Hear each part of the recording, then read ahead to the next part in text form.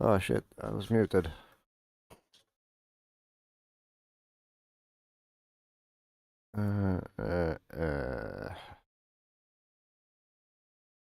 I don't know, maybe I should just...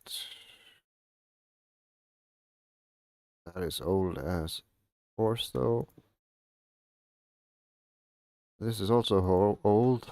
Let's see, what did he do? It was just min-max meme shit, wasn't it? Wing one, all the usual things. Maxed bump stops, no, nothing.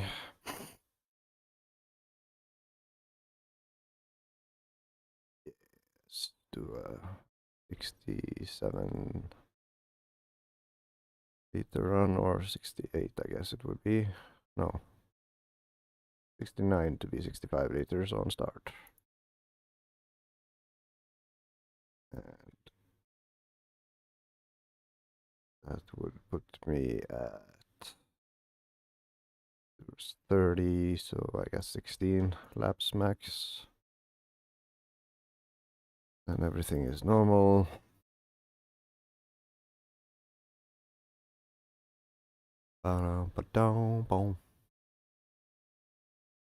Also, I should sort out a alternate mute button since my wheel needs firmware update.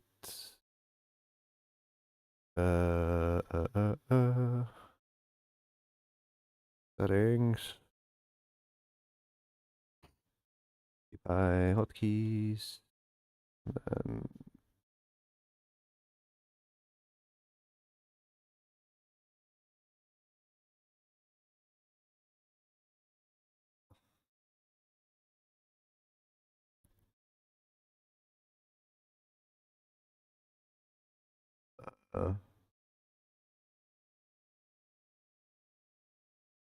does this get the... Yeah, this is the same. Those are in conflict. So if I do now this, and then I hit that button, it does 0 things. Interesting. I guess I'll just...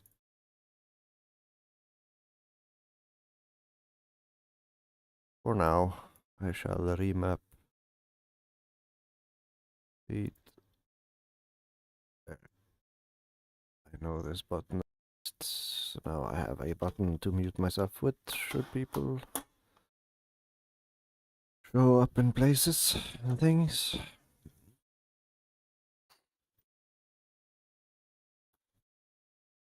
Alright, so a bit of a drink.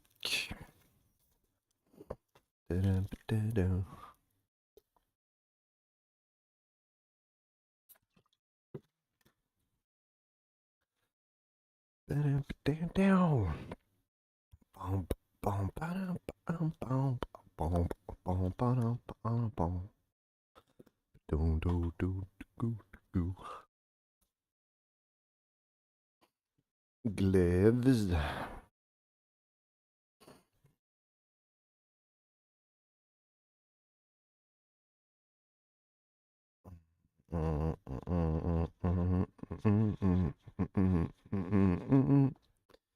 And I am in the mood for some more K-Mac today.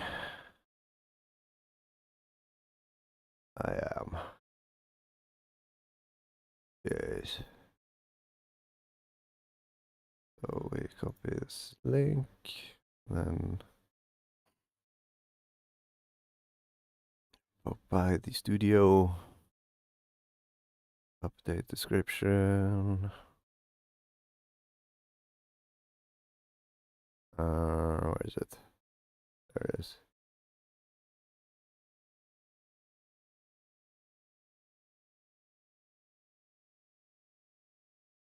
Edit.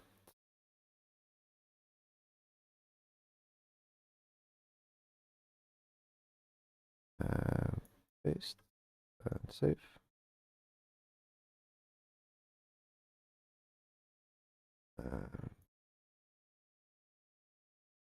Verify.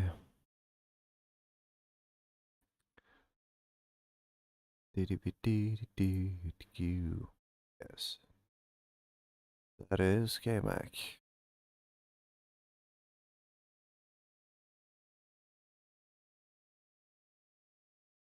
And shit, could just keep this open.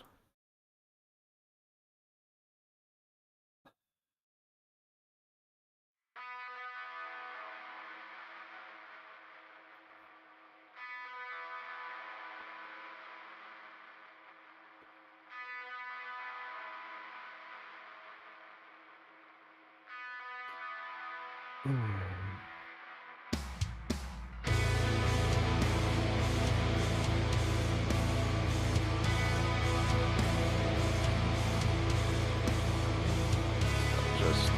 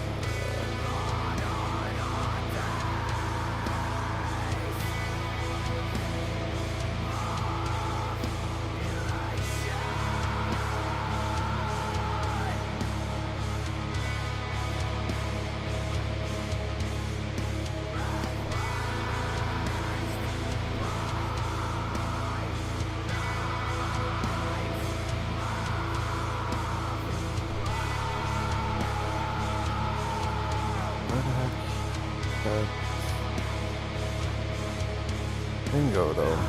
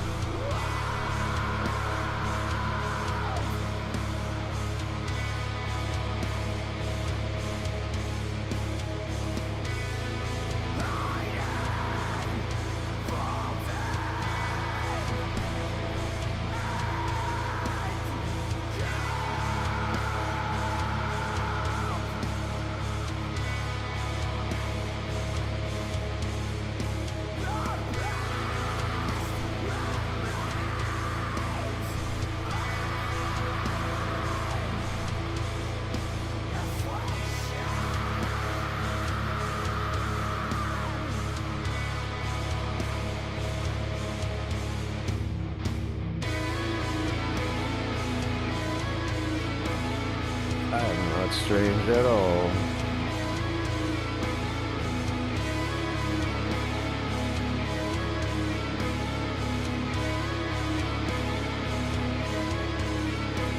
Alright, so we have setup, we have fuel, we have no idea what the tires will be like.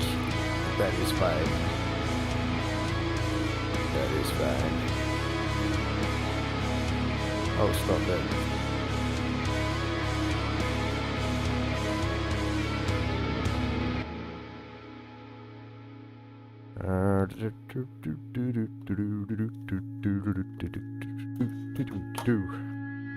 McLaren with no wing on the mountain. It's gonna be fun. Just like I like it.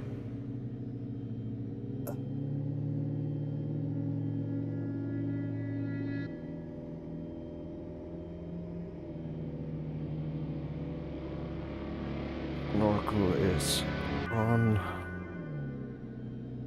and fairly centered. Let's go die. Also, mouse bastard, please select game, thank you.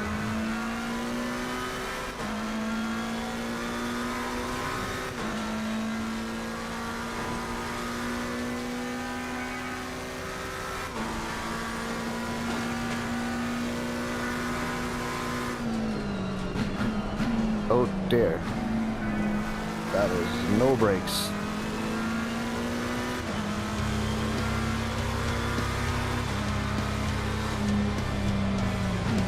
And very low steer ratio. What?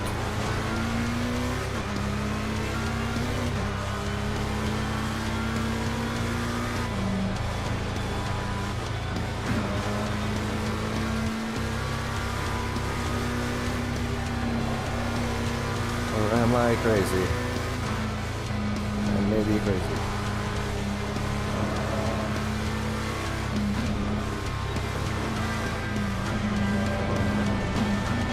I don't think I am, but I may be crazy. We'll see.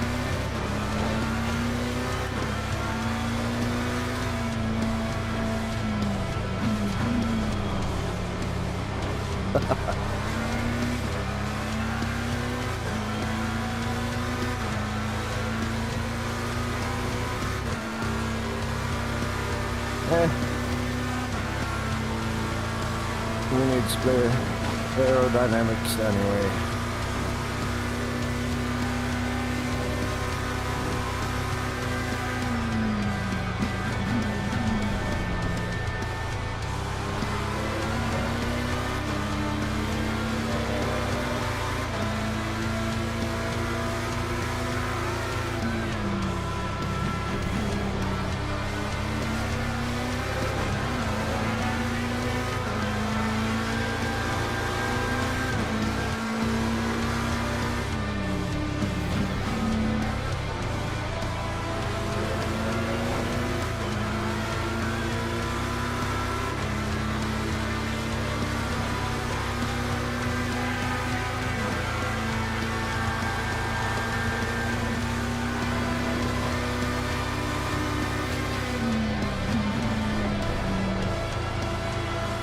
Oh dear. It is low, it's gotta be low.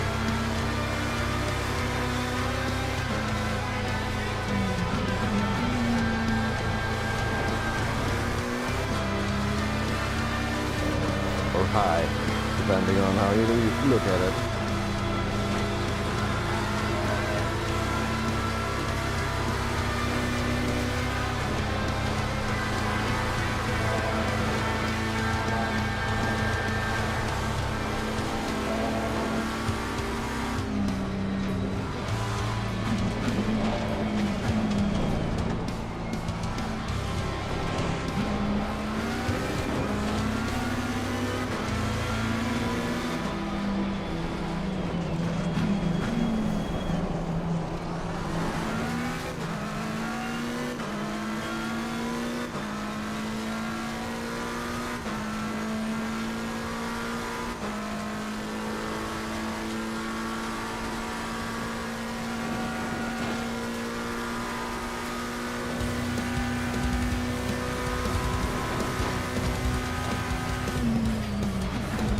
Only 289.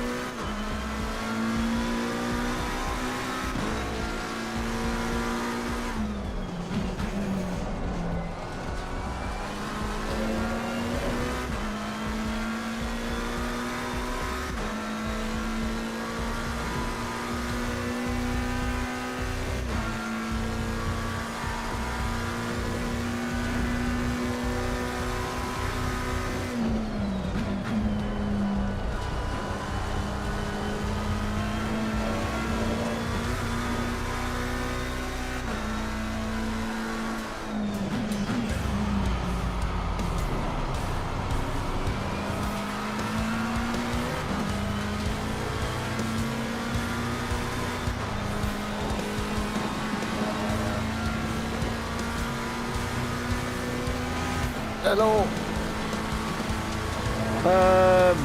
Today, yes.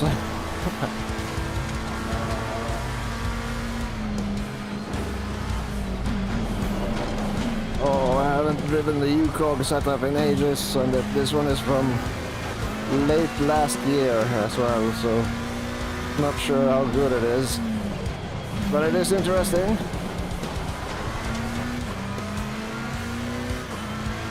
It is indeed interesting.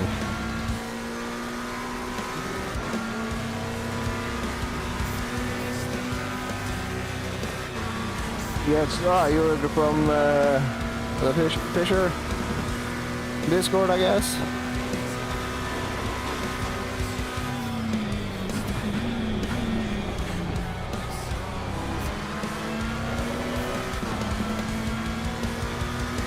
But yeah, I'm just warming up, trying to get used to the car. I haven't driven the Maca in a few months.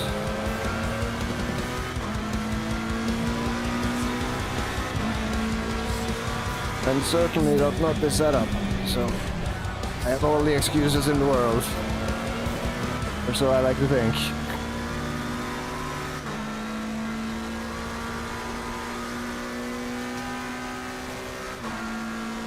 Ah, righto. Good to meet you, mister. Oh dear God. The thing that's catching me off guard the most is I have a feeling that it has a very low steer ratio, or it's just crazy understeering because it's running flat with no wing. But that is fine. Just you know, getting used to things. I'm used to low wing, but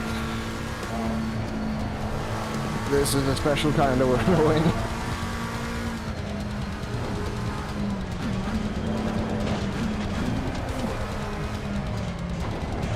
Oh dear God.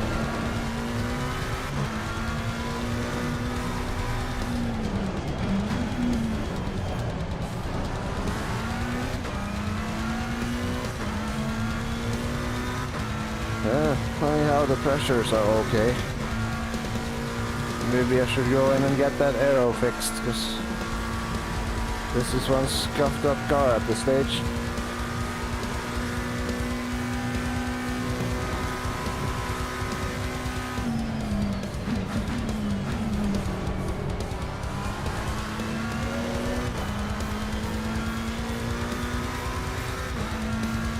Nah. If I die, it is on my own accord.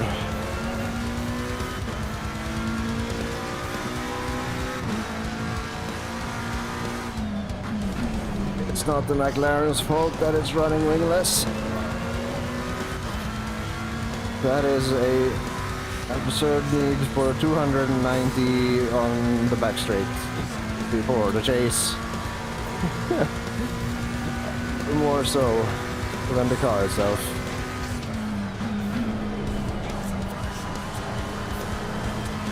But I'm coming to grips with it slowly.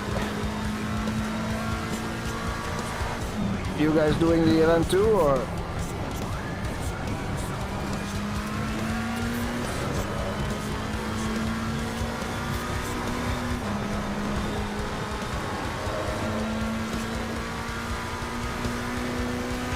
Jesus, I keep touching the wall. Oh.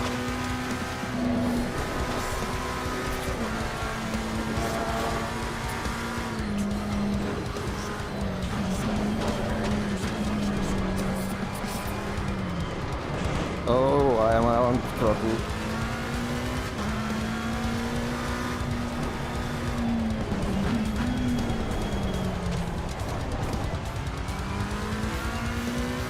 Starting to understand, slowly. Also, I think I may have forgotten to change the delay to ultra low, so apologies if I'm slow to respond. I can fix that when I decide it's time to stop. Oh dear, fucking God.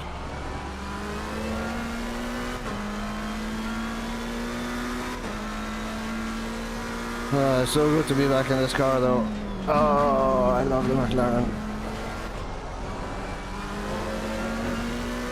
And I love this track. They are a match made in heaven. Oh, the bop may not favor the car. God damn, it's fun. Come on. No. Go back up to 5. Go up.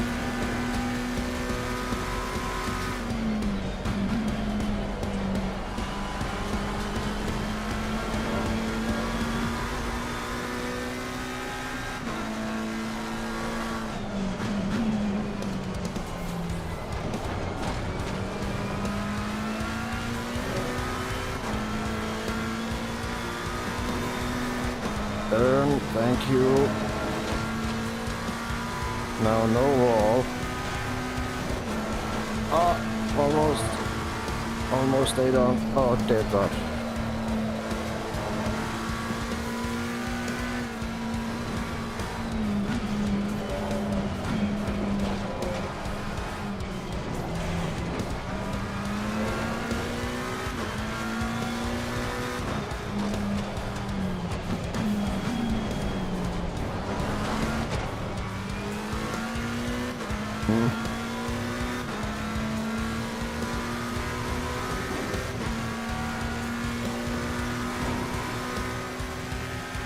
We got 44 liters, so not going too bad, all things considered. 1.6 seconds of lovely front aero damage. And only a mild sense of panic.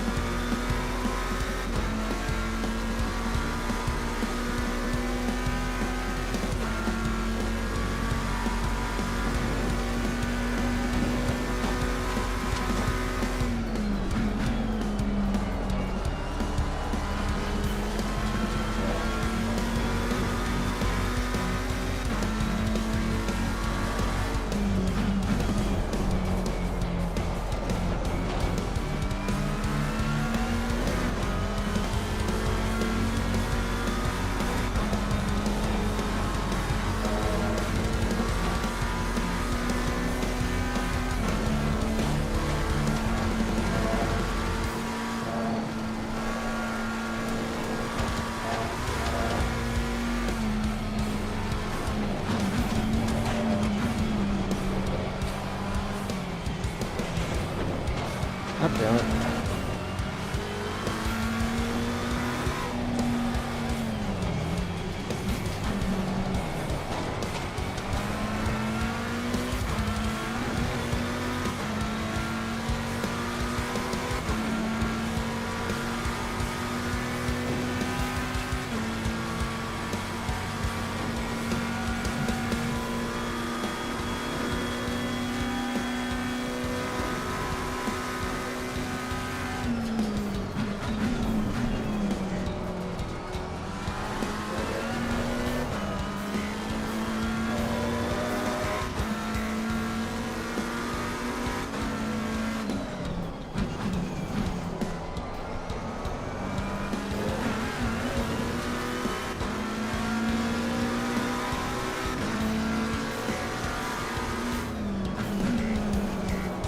Way too late.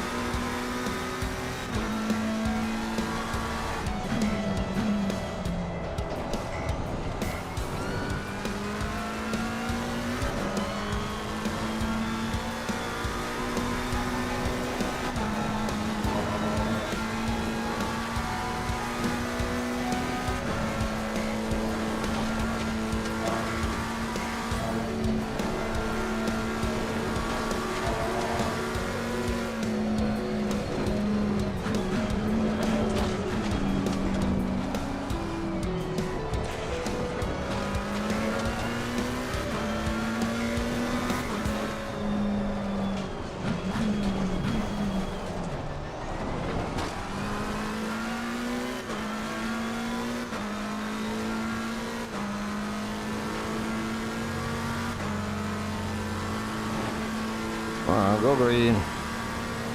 Go green, Delta. Good Delta.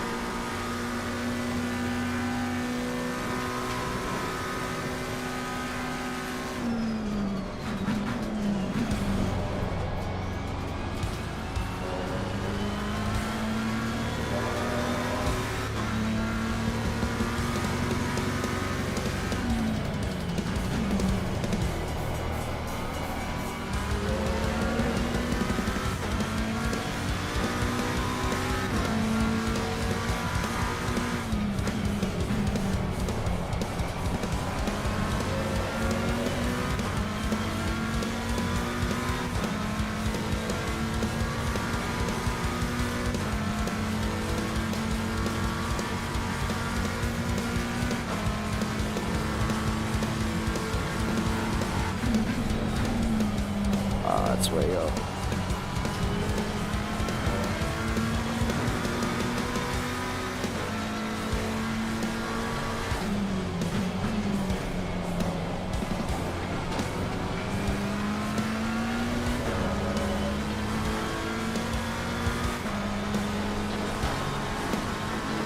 No. Ah, there we go. I was on for a good one. That is the end of this particular aero.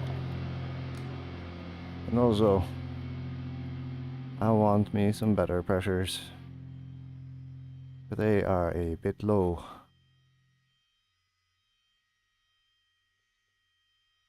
Or actually, no.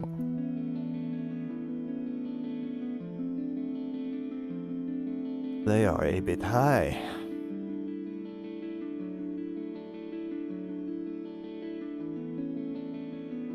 Or in fact, yeah, they are. And a bit high. No rounding down there, so it's just -1, 2, 1.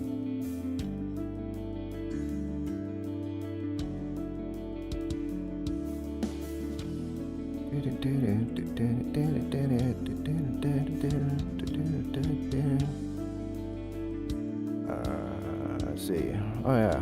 No, that is the 11 steer ratio. That is crazy. just that it's running mega flat.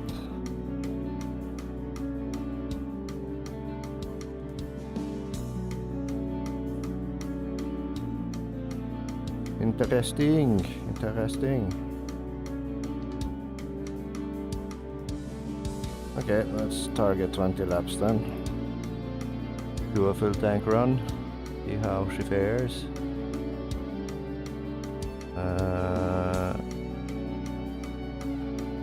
So auto 60 minutes. Greetings. No, I am from the Norways.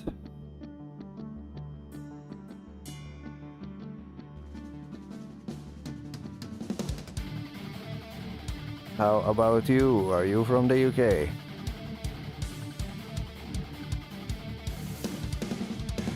19 laps.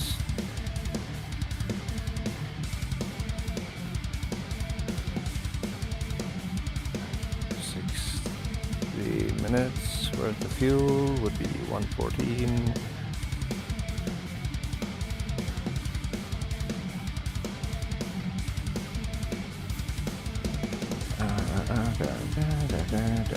Just gonna set myself up for a full tank run. See how I do in this particular car combo. Car and setup combo even. Which means, yes, pressures. I had dropped 0.16 fronts. Means I should take out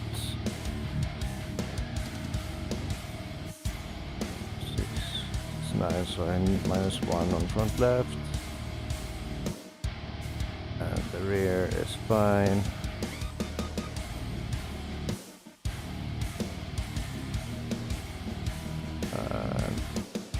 Down rear left.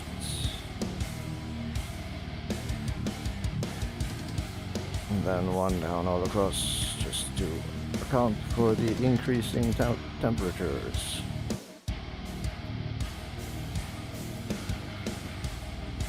Ow. Also, I am unmuted, am I not? Yes, my voice is coming through, it seems. And the game isn't super loud, so that's nice. So, Mr. K-Mac gets to shine through in all his glory. Marvelous Irish glory.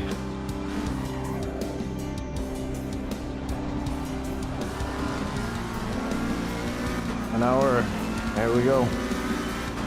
Hopefully, without dying. Because Wing Zero McLaren riding the bump stops for all they're worth. And the most meme of meme setups.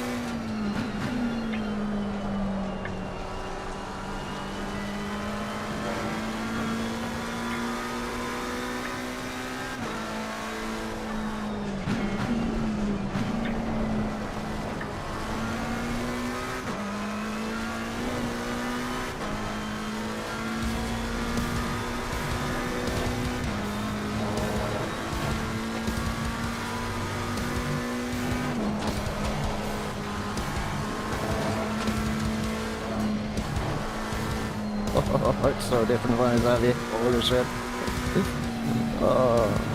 It's only running half tank before, now it's fully loaded for 65 minutes.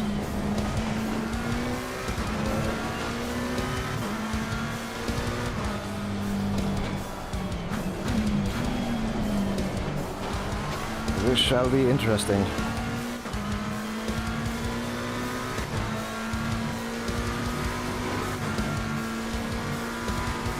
Indeed it shall.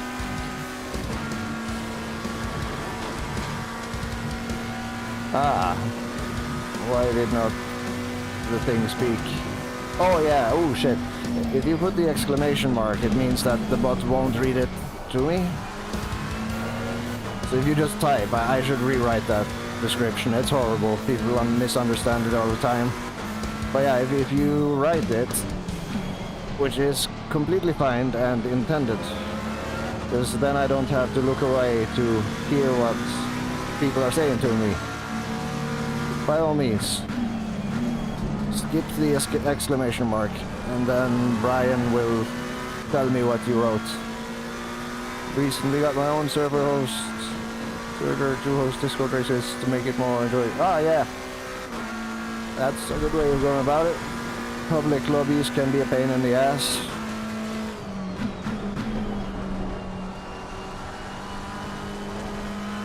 Getting out of rookies on LFM is a pain in the ass. Similarly, SimGrid is just public lobby solo races with extra steps, but hey, you get the rating for it, so that's nice. You got pitskin.io. It's a little bit tamer, but not by much.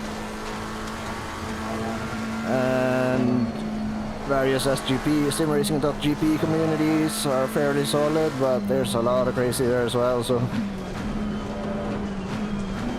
if you're into doing your own thing, that is a good thing, because then you get to choose what kind of crazy you wanna expose yourself to.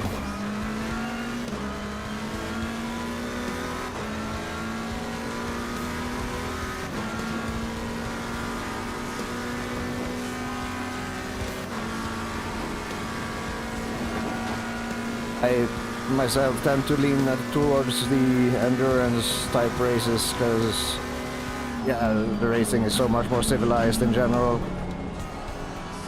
When it's not just your car and 45 minutes of somebody's life at stake in terms of time.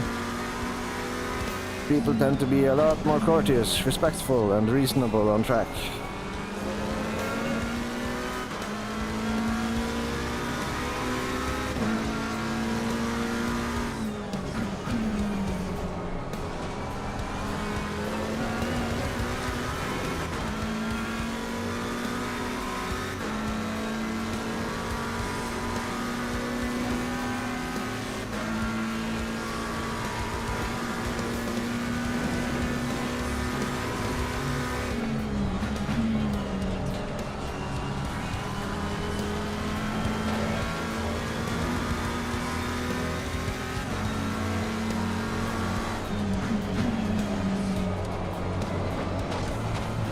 God damn, it's loose.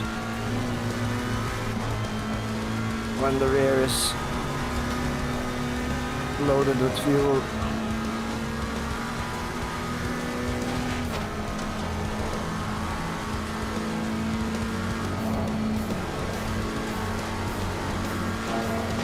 Oh, shite. Oh.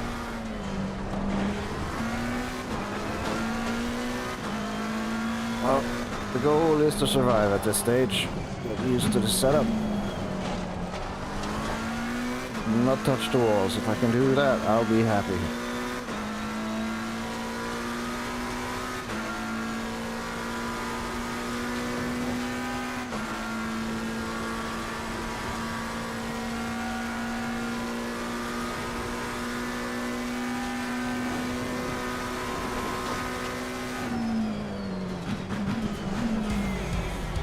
So late. Aw. They have an idle timer.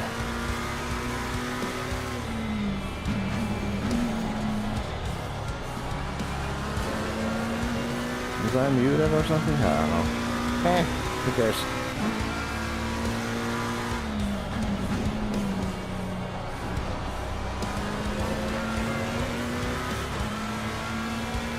Investigate this in between laps? No.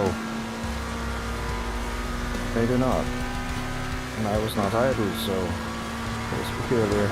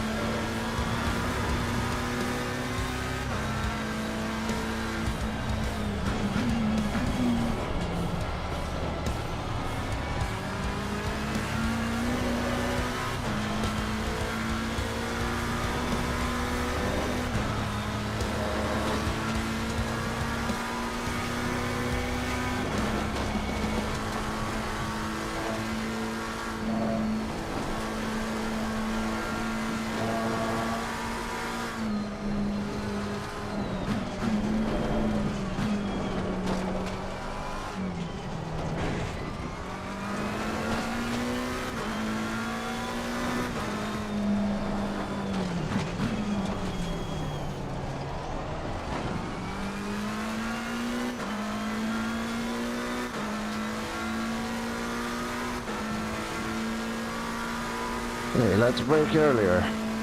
Clearly I'm carrying too much speed into the chase. It's counterproductive, 'cause I'm going slow.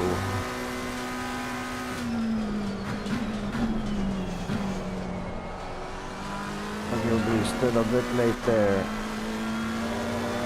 That's okay.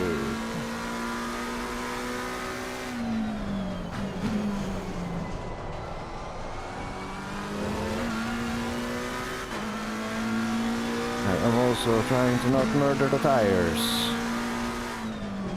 Yet that is also very late. I've become spoiled by the Lamborghini's engine braking, it may seem. Tiny bit. Little bit spoiled.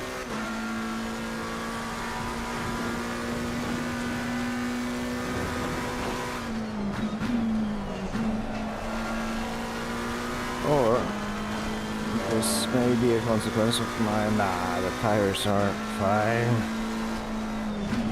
The brakes aren't cooked. This is all on me. 100% driver error.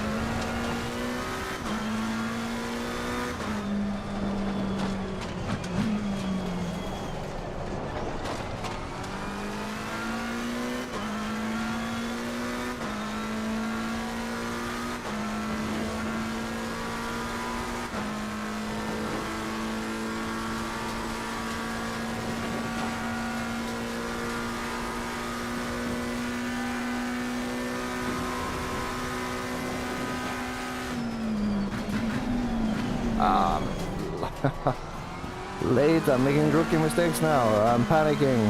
I'm turning in early while braking. I should take my own advice. Big straight line, turn in, lift off.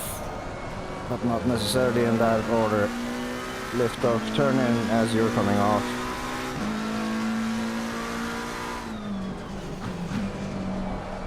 And the rear is nice and cooperative.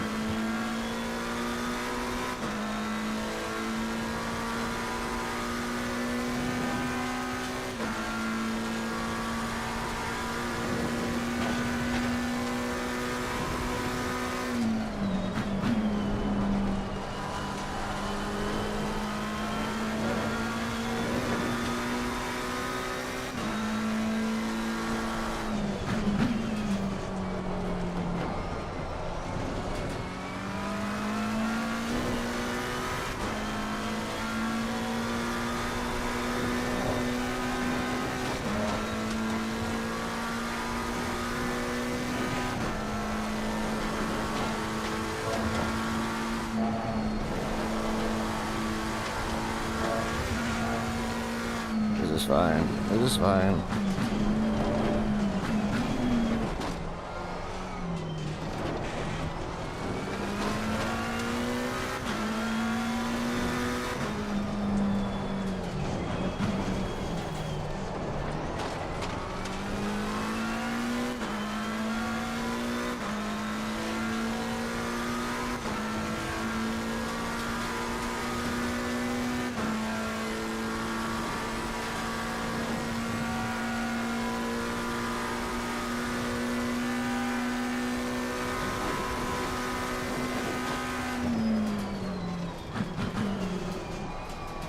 That was a bit early actually.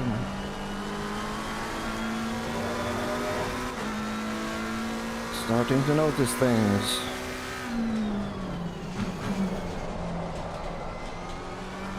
Initiate braking way too early. No, turning too early.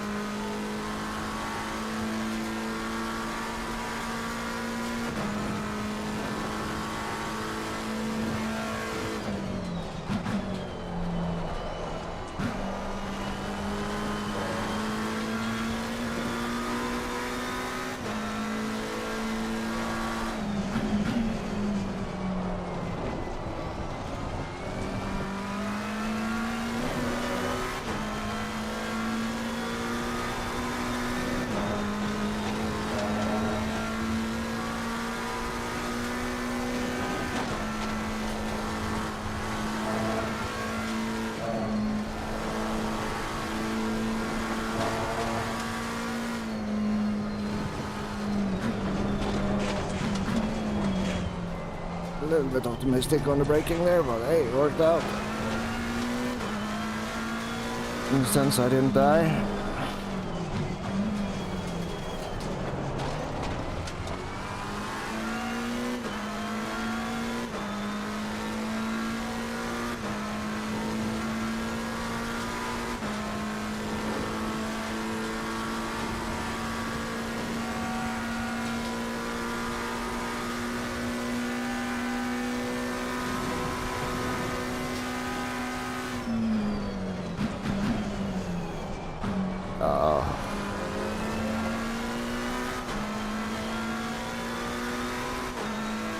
Early in and late on the brakes.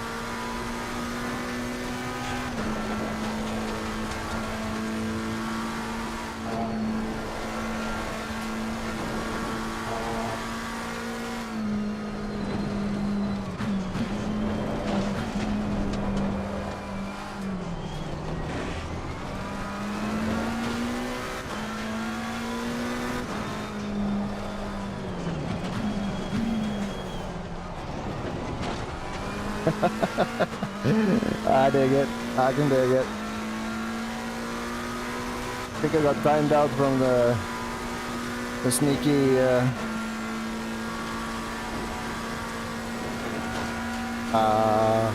apologies. But this is my life now.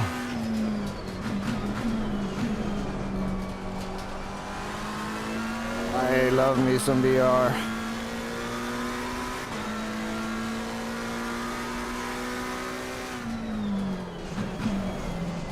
It is, I must admit, it's not easy to watch though, because you see all the, like me lifting my eyebrows, and it makes the camera unsteady. Also, I keep looking up at my virtual display thingy sometimes, which doesn't make quite sense. And yes, yeah, Brian sometimes doesn't make sense when he reads back to me. But yeah, it is indeed VR.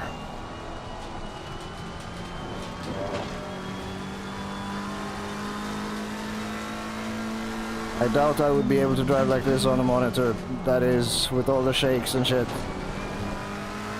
That would be terrible.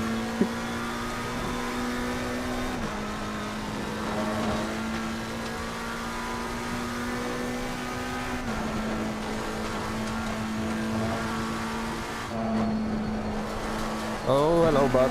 Hello.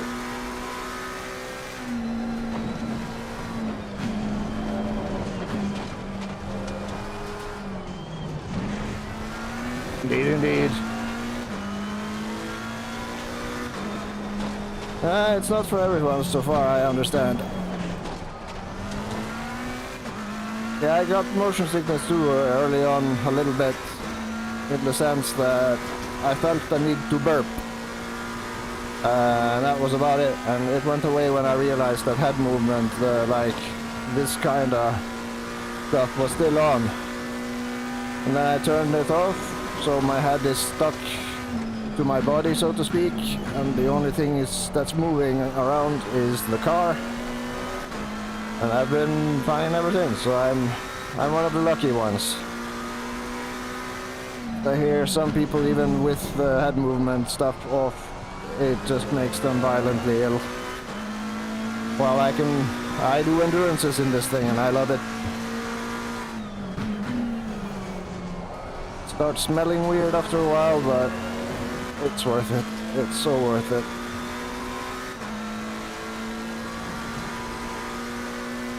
Also, excuse the pace, I'm doing fully loaded, trying to stay out for an hour now, just to see if I'm able to do it in the UCOG version I have from last year.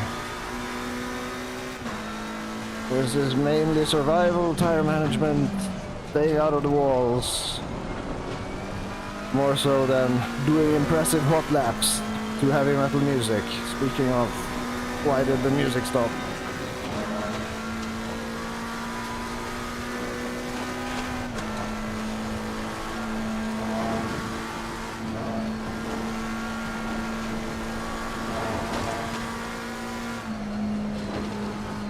Yeah, considering this year-plus-old setup with zero wing and neem dampers,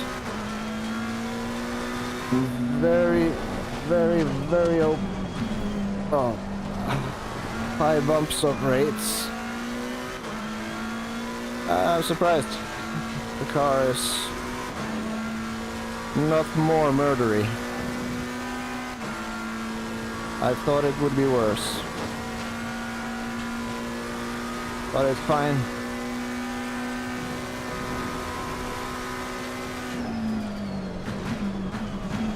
We've got some accidental fishtailing going on here and there, but that's me. Can't blame the setup for that.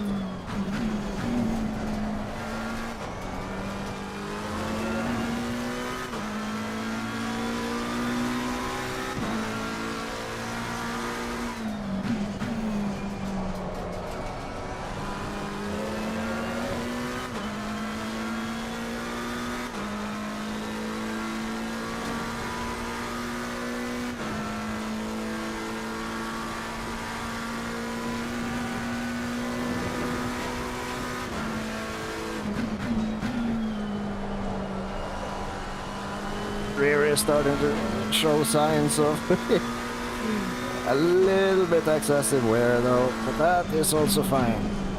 So long it's letting me know graciously and not just surprise. Hello.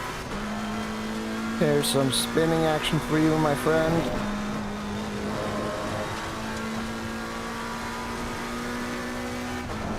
That is also fine. Most things are fine. Oh dear, that's a lot of curb.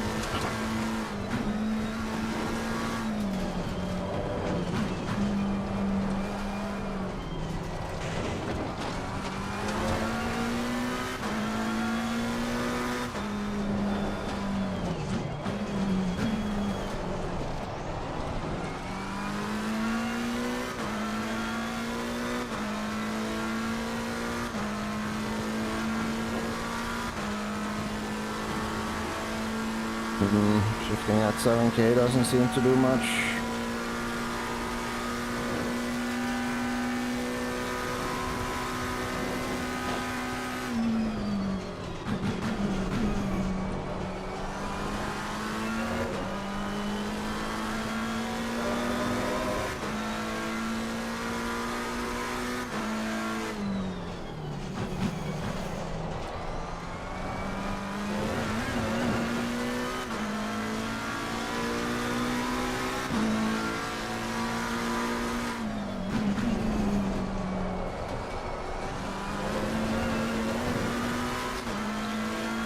Oh good, I'm alive. I'm losing pressure on the rear right though. It's impressive on this track. No idea how I'm able to do that, but probably the dipper.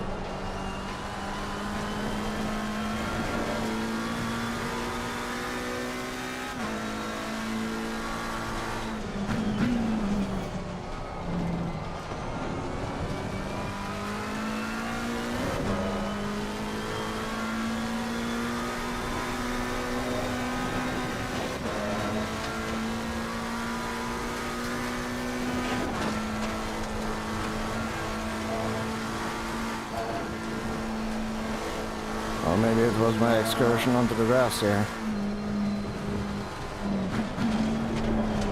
Oh shit, that did happen.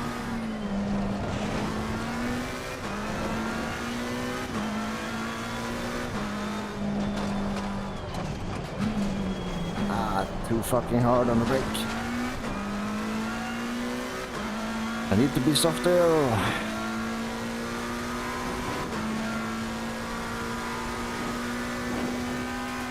Hey, almost 25 minutes down. No deaths. Still have all my aero. Success.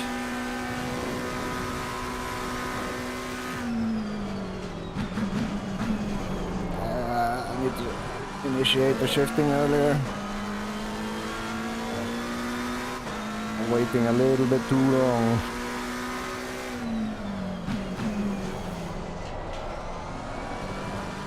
Lambo has imprinted me with bad habits.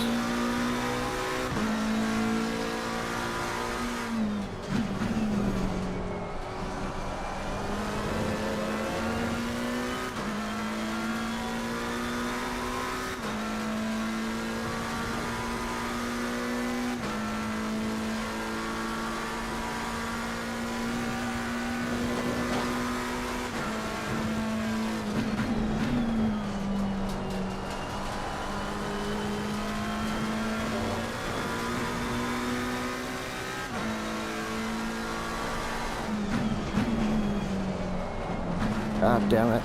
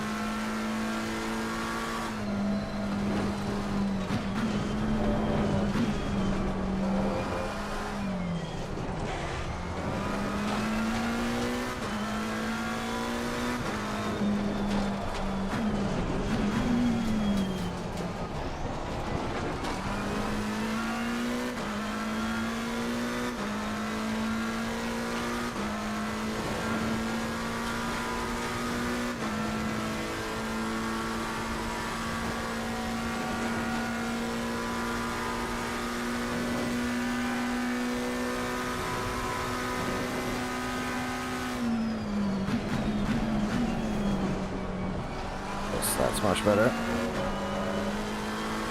A little bit slow on the entry, but at least it was controlled and not late. And here I'm too early. Way too fucking early, forcing me to wait.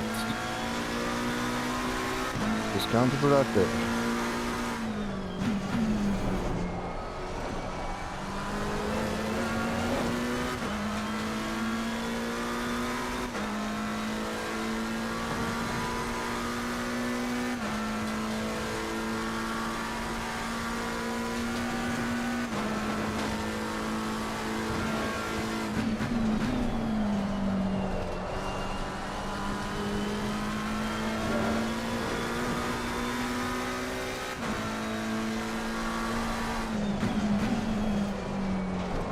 Box eggs, yeah.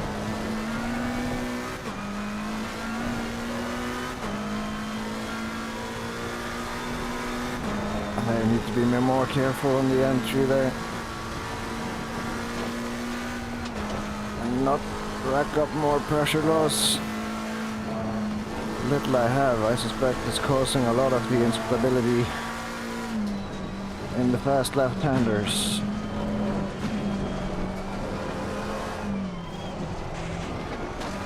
I haven't really been that rough on the tires, but they feel worn.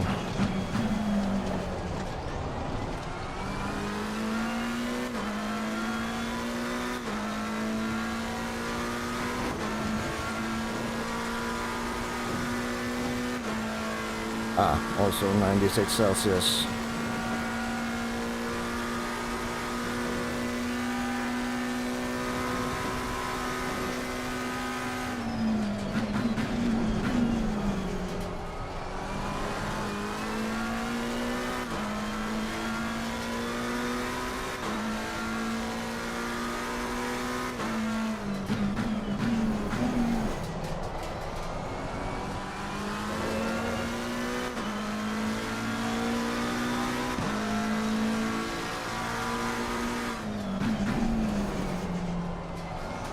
Very late.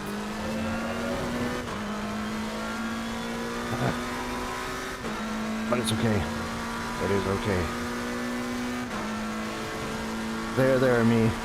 You'll be fine. Take it easy. It'll be better next time around.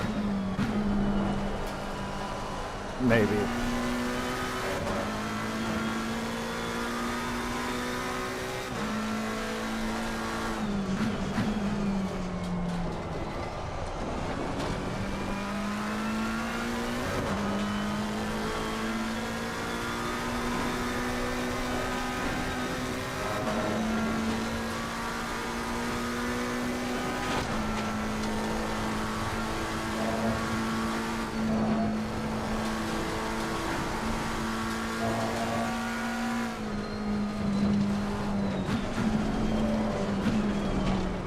On the inside, get early over, and back on earlier. No loss. Now feather it. Hard, fuck, too feathery.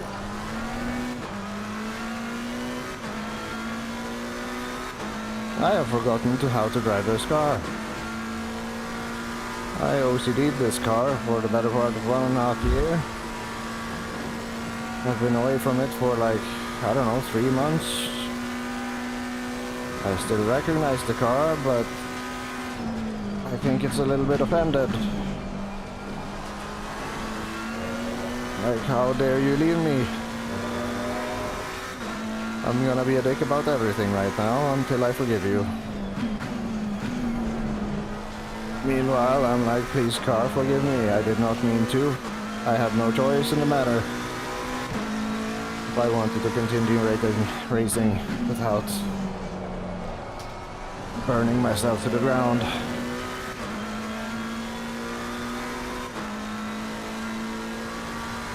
Please, my dear McLaren, stroking things which you can't see me doing. My God.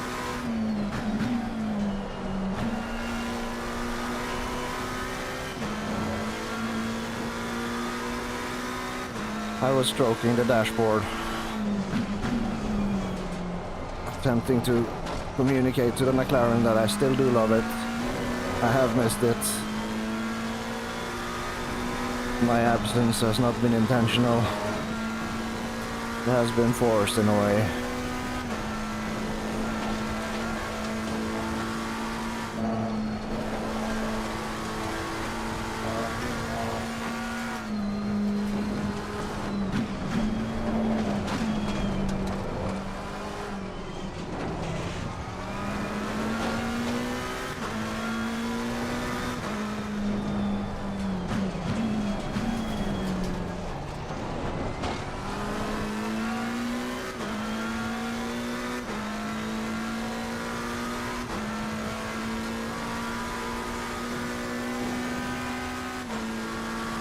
Halfway in 15 seconds.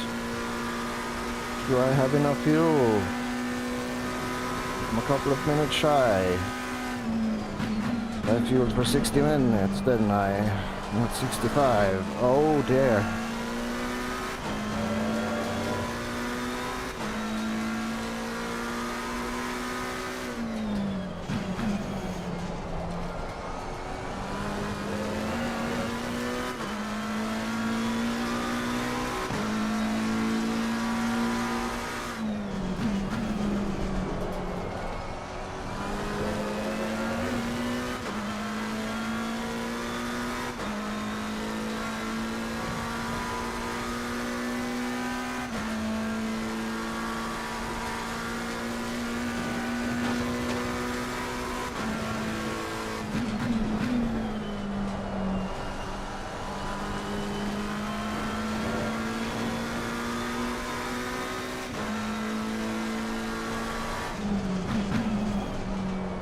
Come on, rear right.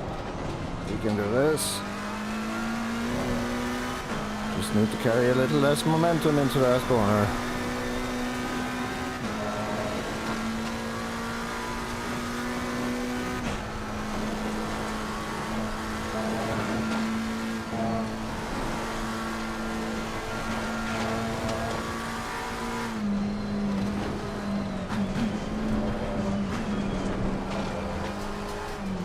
Oh.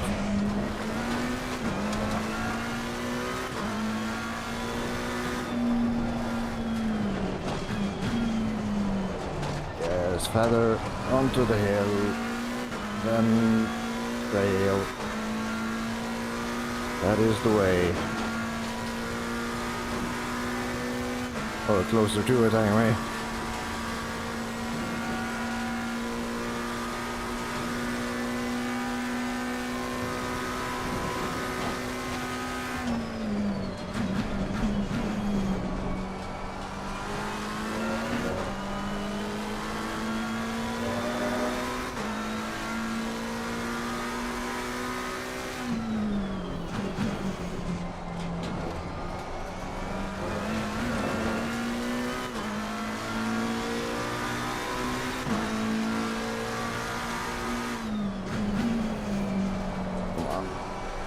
So far away from the apex, holy shit.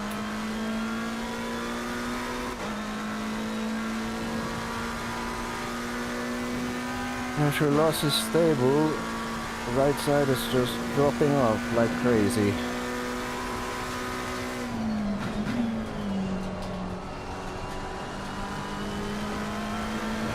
Because I'm scared of left-handers due to all the oversteers. So maybe if I just take it a little bit easier on the entries, let the tires work more that way rather than just slide around uncontrollably.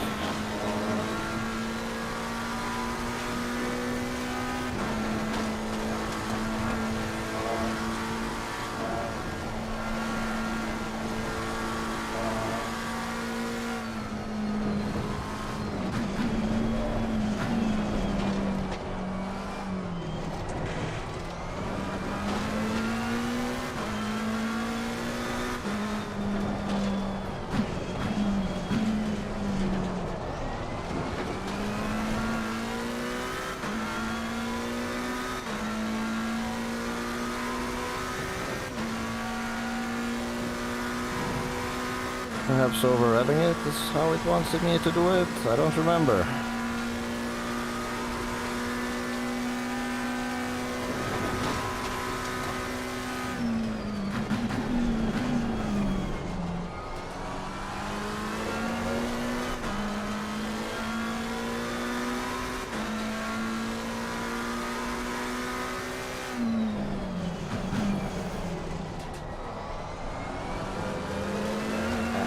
Too fast then. I don't have the Lambo engine braking, and it is surprising how quick I got used to that feature of fuck. So that's also a place where I may be losing pressure, which I should become aware about.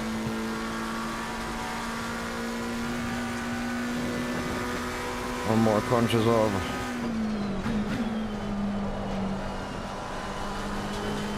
For aware I am, conscious arguably.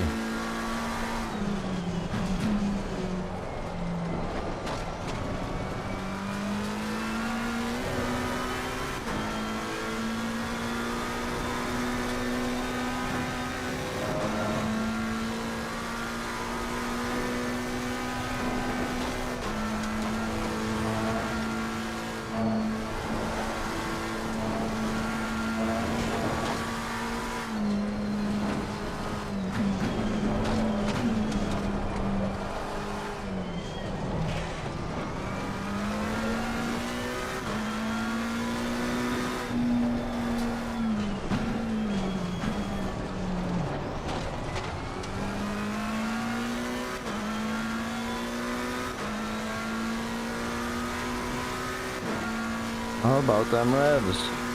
How do you want me to do this, McLaren? Tell me.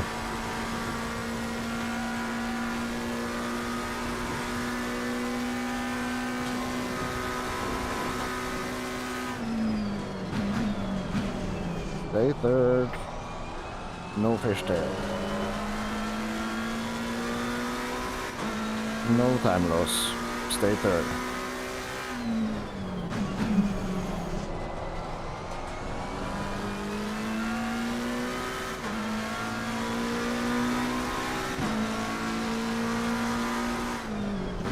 brake, come off, turn in, too much inside curve.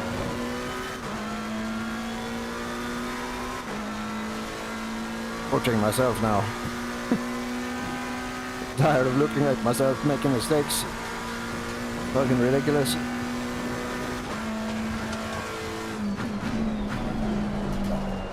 Might be too much, yep.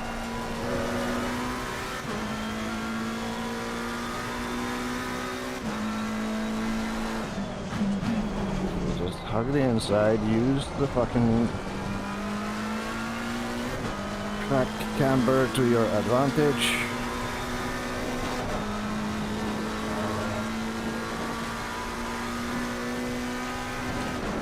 No walls, please. Thank you.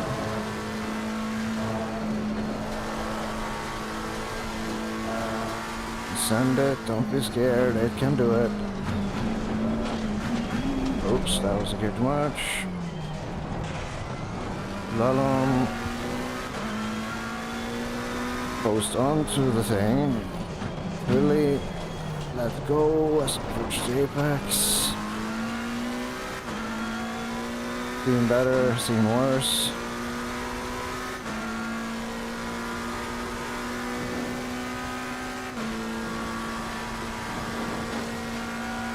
Engine bogs no matter what, so revs irrelevant. Hard brake. Then third lift turn. Feed it through.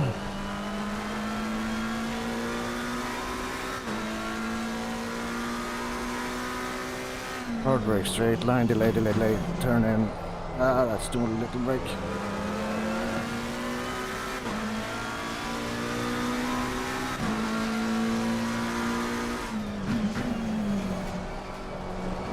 Rediscovering balance in this car is weird.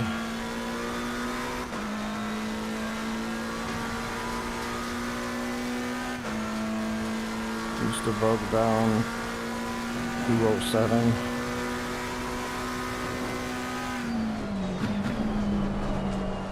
Right the inside. That's brake. Please let gravity help you.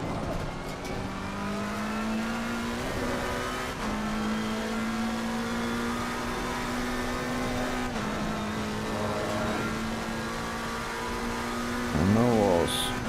Walls does not exist. I ain't afraid of no walls.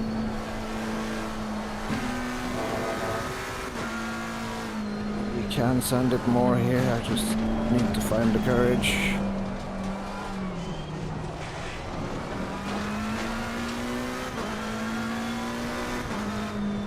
And center post-ish.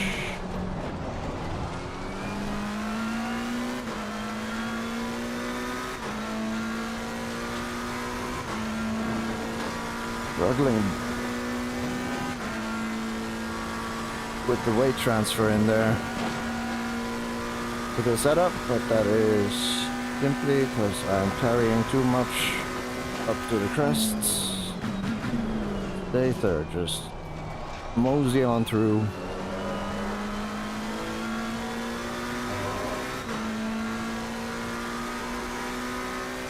Straight line, delay, delay. That's a little bit too much delay, but better.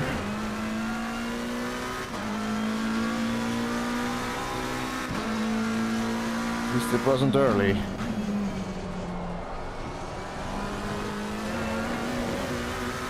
As has become customary over this stint.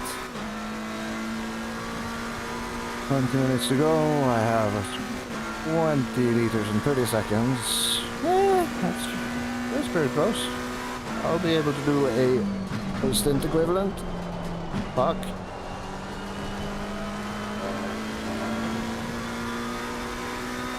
Easily distracted? No. Don't know what you mean.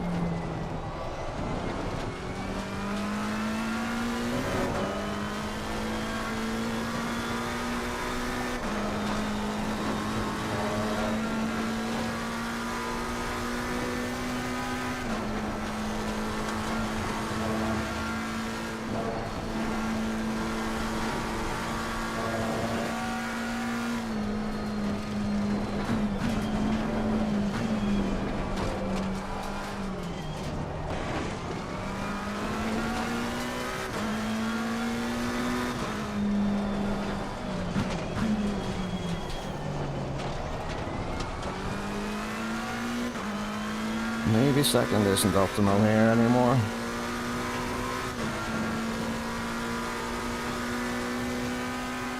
Plus 21 kilograms above.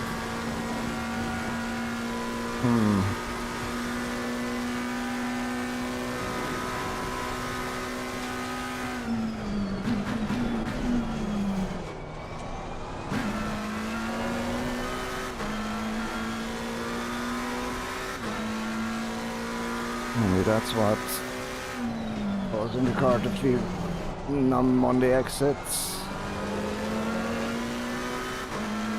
We should explore a lower gear.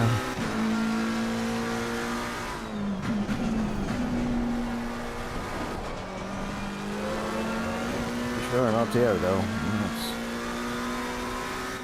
It's very counterproductive.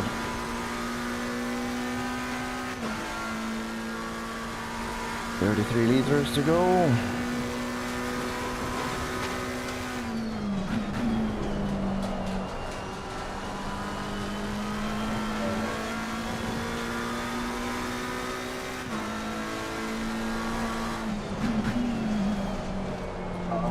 Okay.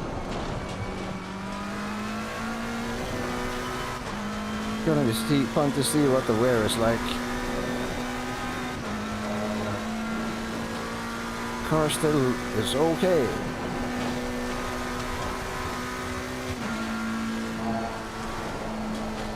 But I'm used to having more thread left at this stage, or sensation of grip.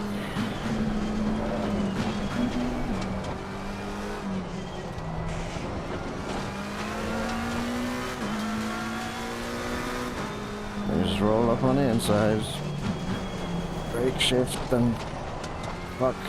Wow.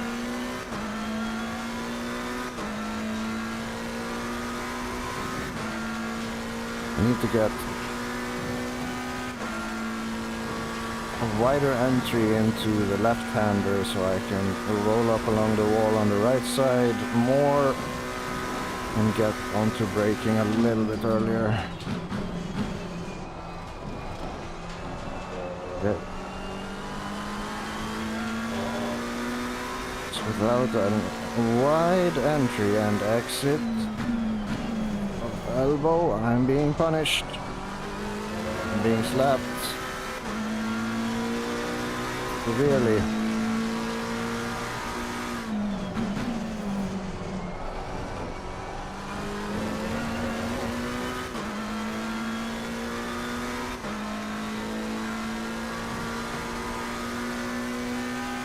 Yeah, 214 is where I should be shifting.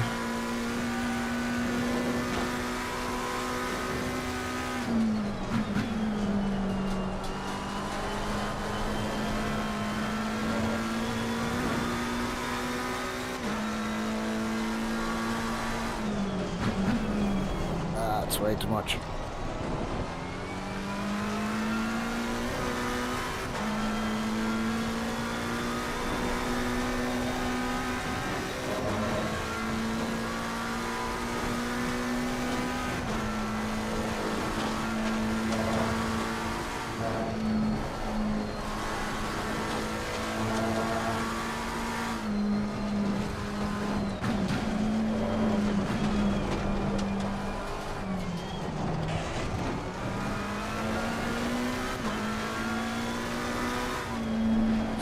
Better entry, brake, lean it in.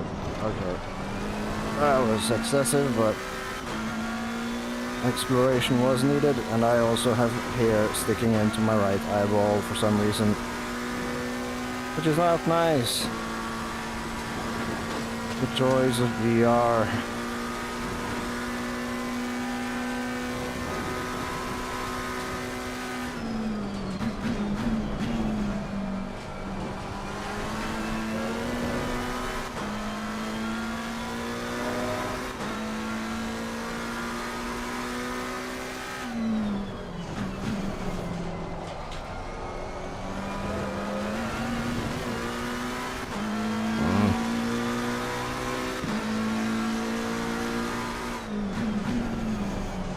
Got in on that bumpy action.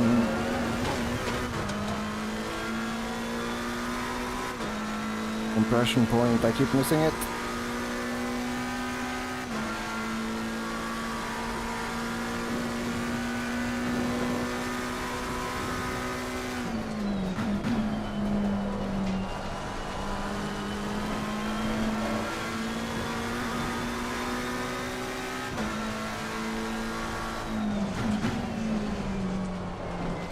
There we go. A little bit closer.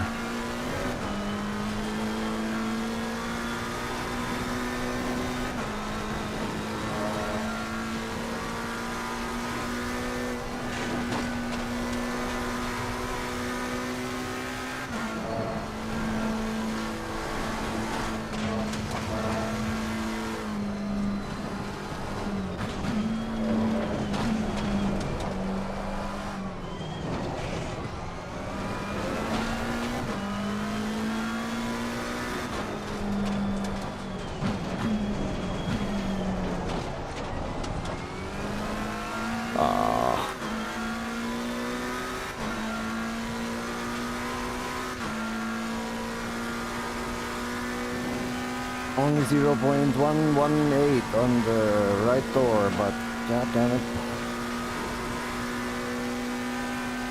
I was hoping for a flawless run.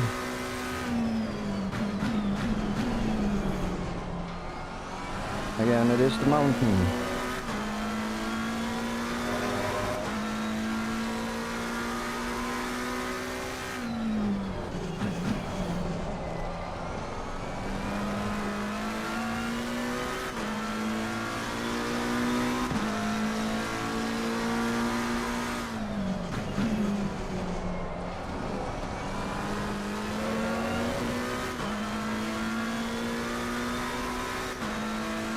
Come on, Delta. Be my friend. Go the other way. Other way. Up. Up. I'm looking at you. I know you exist.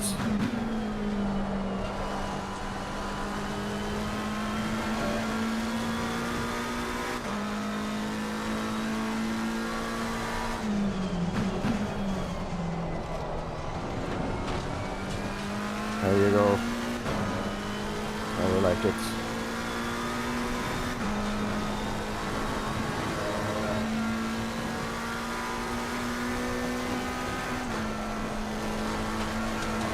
Ooh.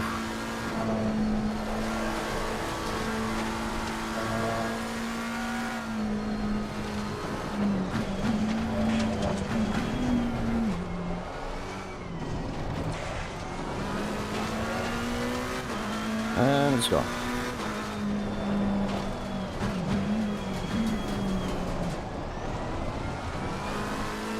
Get a little greedy, lose all the time.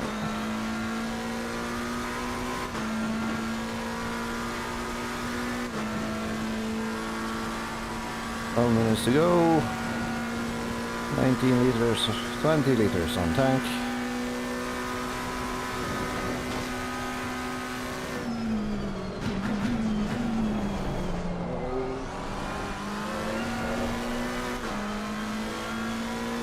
Call it a defensive line and forget about it.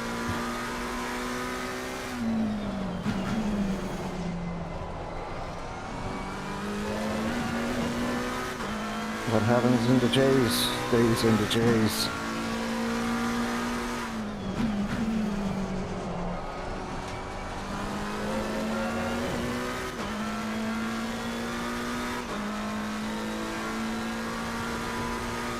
Estimated 10 minutes 24 left.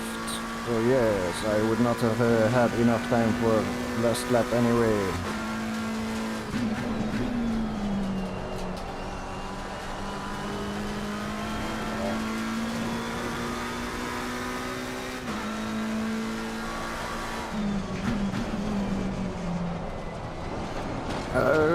Hello.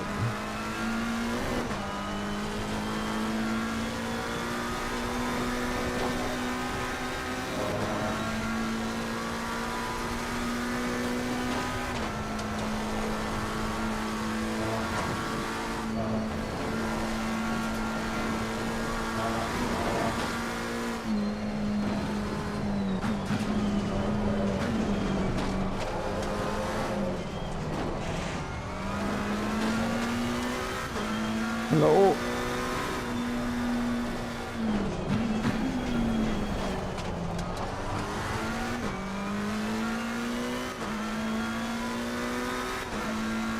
Valencia, low 31.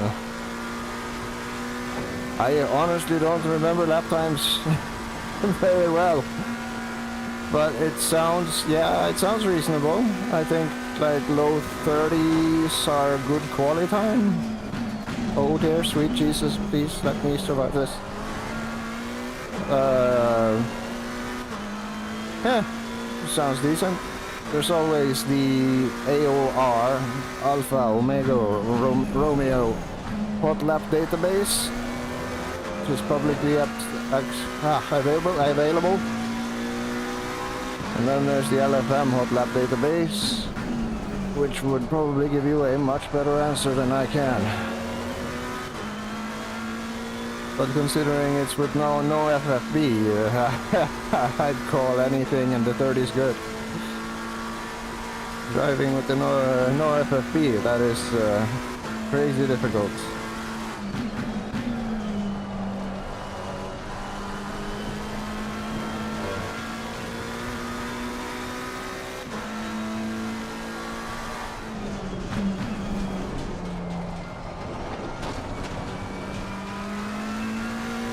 Indeed, it is the place where fast boys go.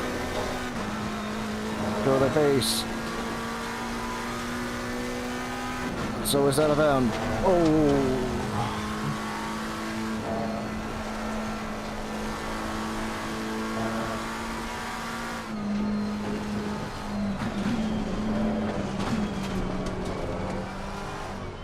I'm just decent at keeping the car alive for 1 hour plus segments. Oh, I'm not particularly fast. Fuck. In terms of hot lapping.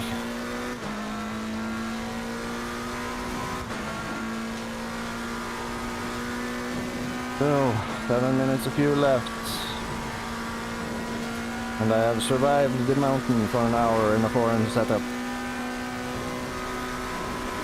Makes me pleased. I just hope I can find a seat for the event this weekend. It would be awesome. Oh dear.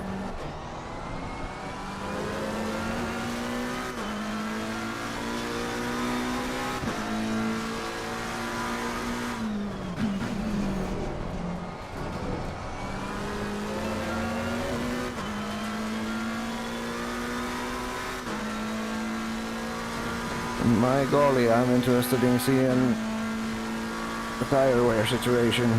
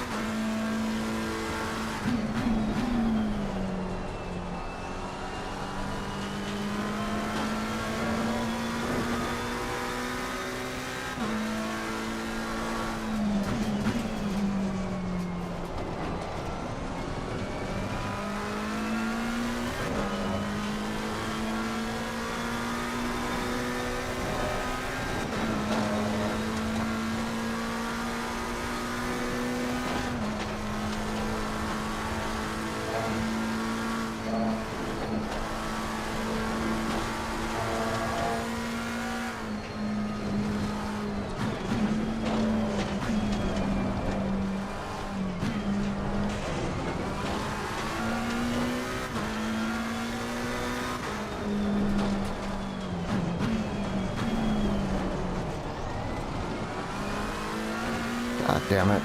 Well, 2 slight taps with the wall, netting me 0.5 of damage on the right door there. Over an hour. Hopefully.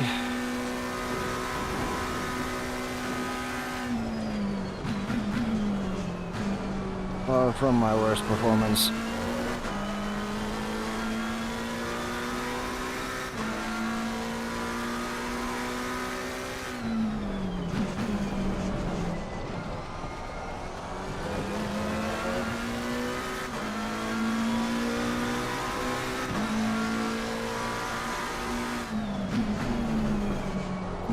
so late, man.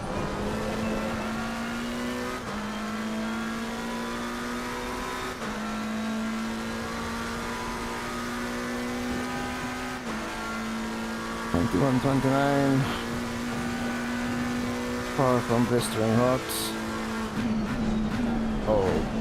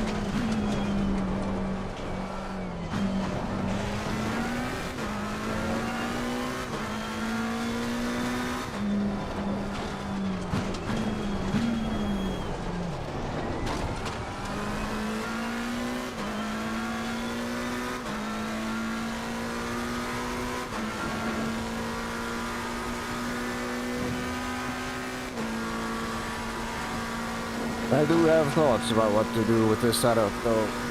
It needs a little bit more rake. I'm pretty sure the bumps are not being utilized at all.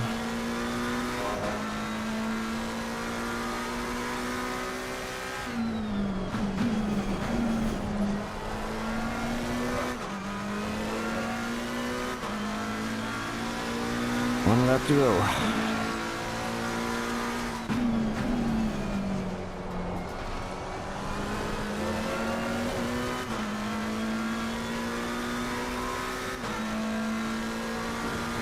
Tires hanging on.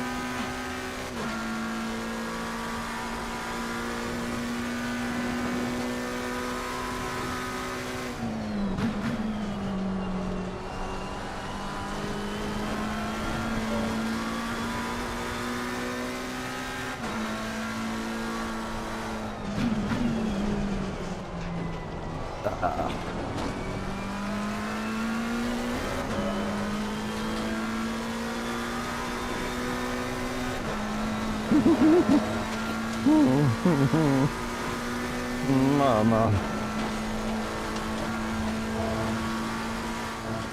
Did not feel like it was going to make it there.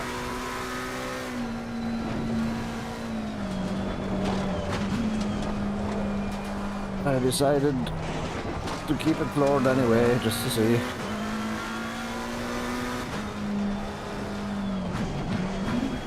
Oh shit.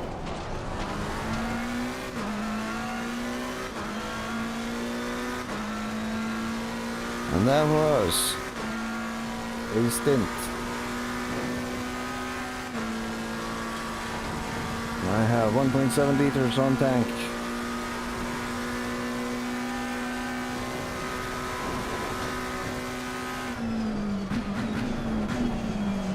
And a couple of sad looking right side tires.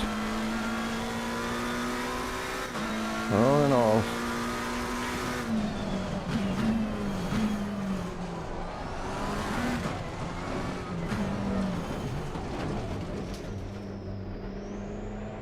Is the, yeah, it is on. Blinky lights, no message on this car. I remember. 0.9 liters left. Fastest 1.8.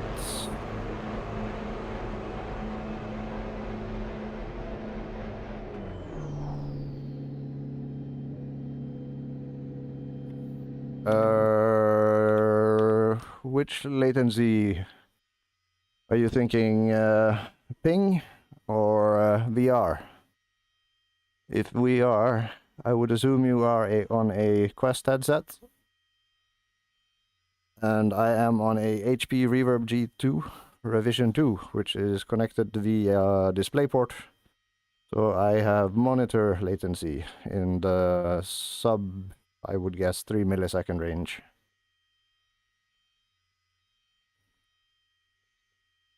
And so far, the renderer and things go.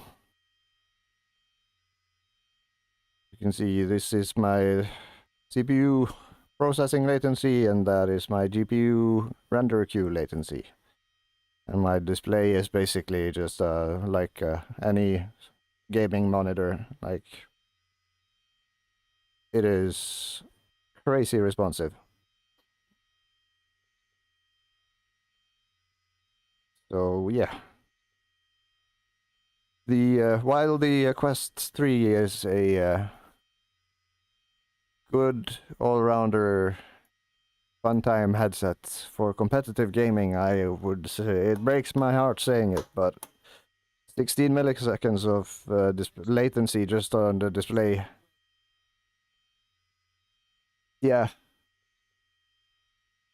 Yeah, and even with the USB link, I mean, it still has to compress the image and to get it all squeezed over the cable.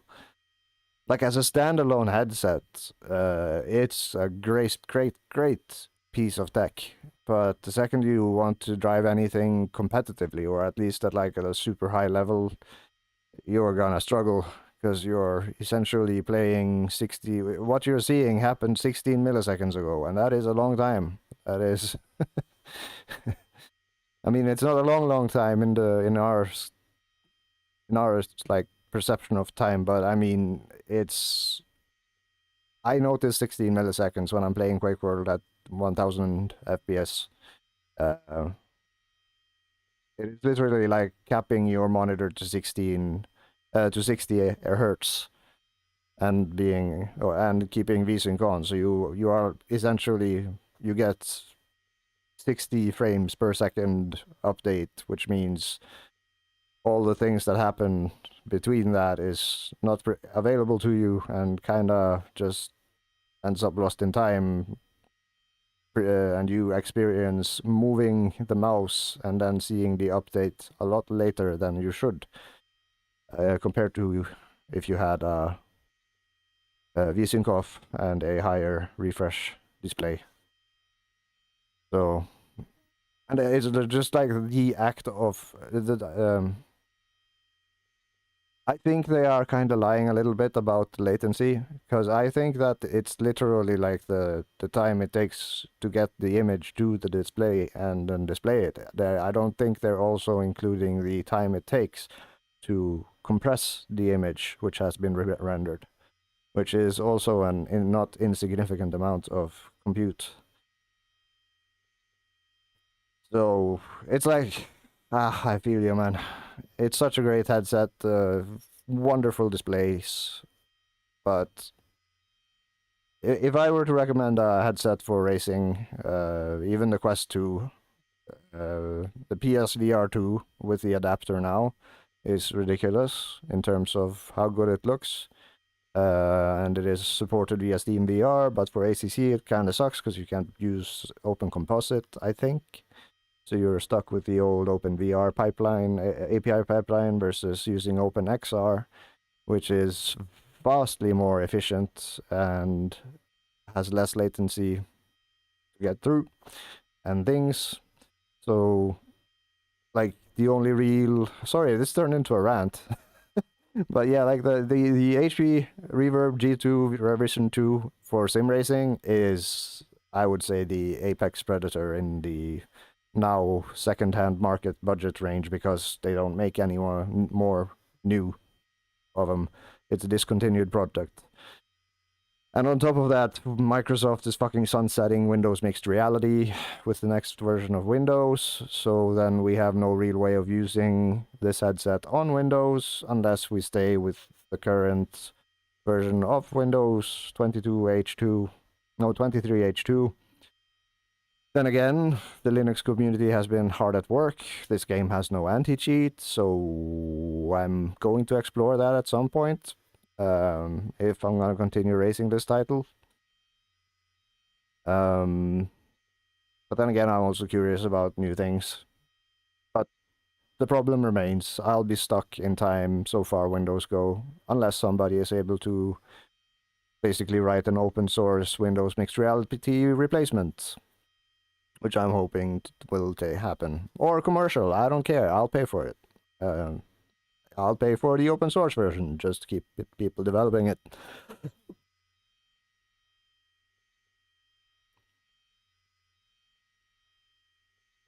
Yeah. I'm not sure, like, I've vaguely tried getting Open Composite working on Quest headsets. But I suspect that maybe Oculus is intercepting or no, that doesn't make sense, does it? Because the Open Composite DLL, it literally takes the output from the game and then translates it to OpenXR on the fly, presenting it to the API chain pipeline, which then is the efficient part. So my vague reasoning there was headed in the direction of maybe Oculus already kind of doing that. Because I've tried like helping 2 people getting it up and running on Open Composite up and running on a Quest 2 headset with varying results, and since I'm not present physically, I can't really tell past asking questions, and the feedback, while decent, have been still left me with questions if it actually is working or not. So, but yeah, it's worth a shot. It's just if you look in my description, there are links to both OpenXR toolkit and the Open Composite DLLs, both of which you will need to be able to do the things. Because this is also this is OpenXR toolkit, in-game overlay thingy mabobby, and basically doing the scaling here rather than in the game or via Quest home or virtual desktop or whatever you're using. Like OpenXR toolkit's implementation of FSR is mind-blowing. Also, this thing here, turbo mode, it basically, because VR essentially, without VSync, VR would be a horrible thing, but turbo mode somehow managed to free up the renderer to just spit out frames and not care that it actually has a VSync type technology preventing it or telling it that, hey, I only need 90 frames. If you have them, give them to me. And just allowing the engine to not expect that limitation and just spit out as many frames as it can, and then rather have the displays drop frames, which it does not have the capacity to display, essentially tanks the as shown on screen here, maybe the app GPU latency. It drops by like, if I remember correctly, 4 milliseconds or so. And on top of that, just turning on FSR and using an upscaled image drops the renderer CPU latency from the high 8s, 10s down to what you're seeing now. And I'm running it at like, to me this looks not great, but I can't tell when I'm driving. When I'm driving, everything, my brain is just like, yeah, man, we're in Australia right now in a McLaren, and it is cool. But when I'm sat here looking at things, I mean, it is pixelated and horrible. But at least with my settings, I guess I could just, this would be like maybe the 900th time I do this rant, and I'm starting to know it by heart. And I intend on doing a video explaining all this shit at some point, but I'm so good at procrastinating. It is ridiculous.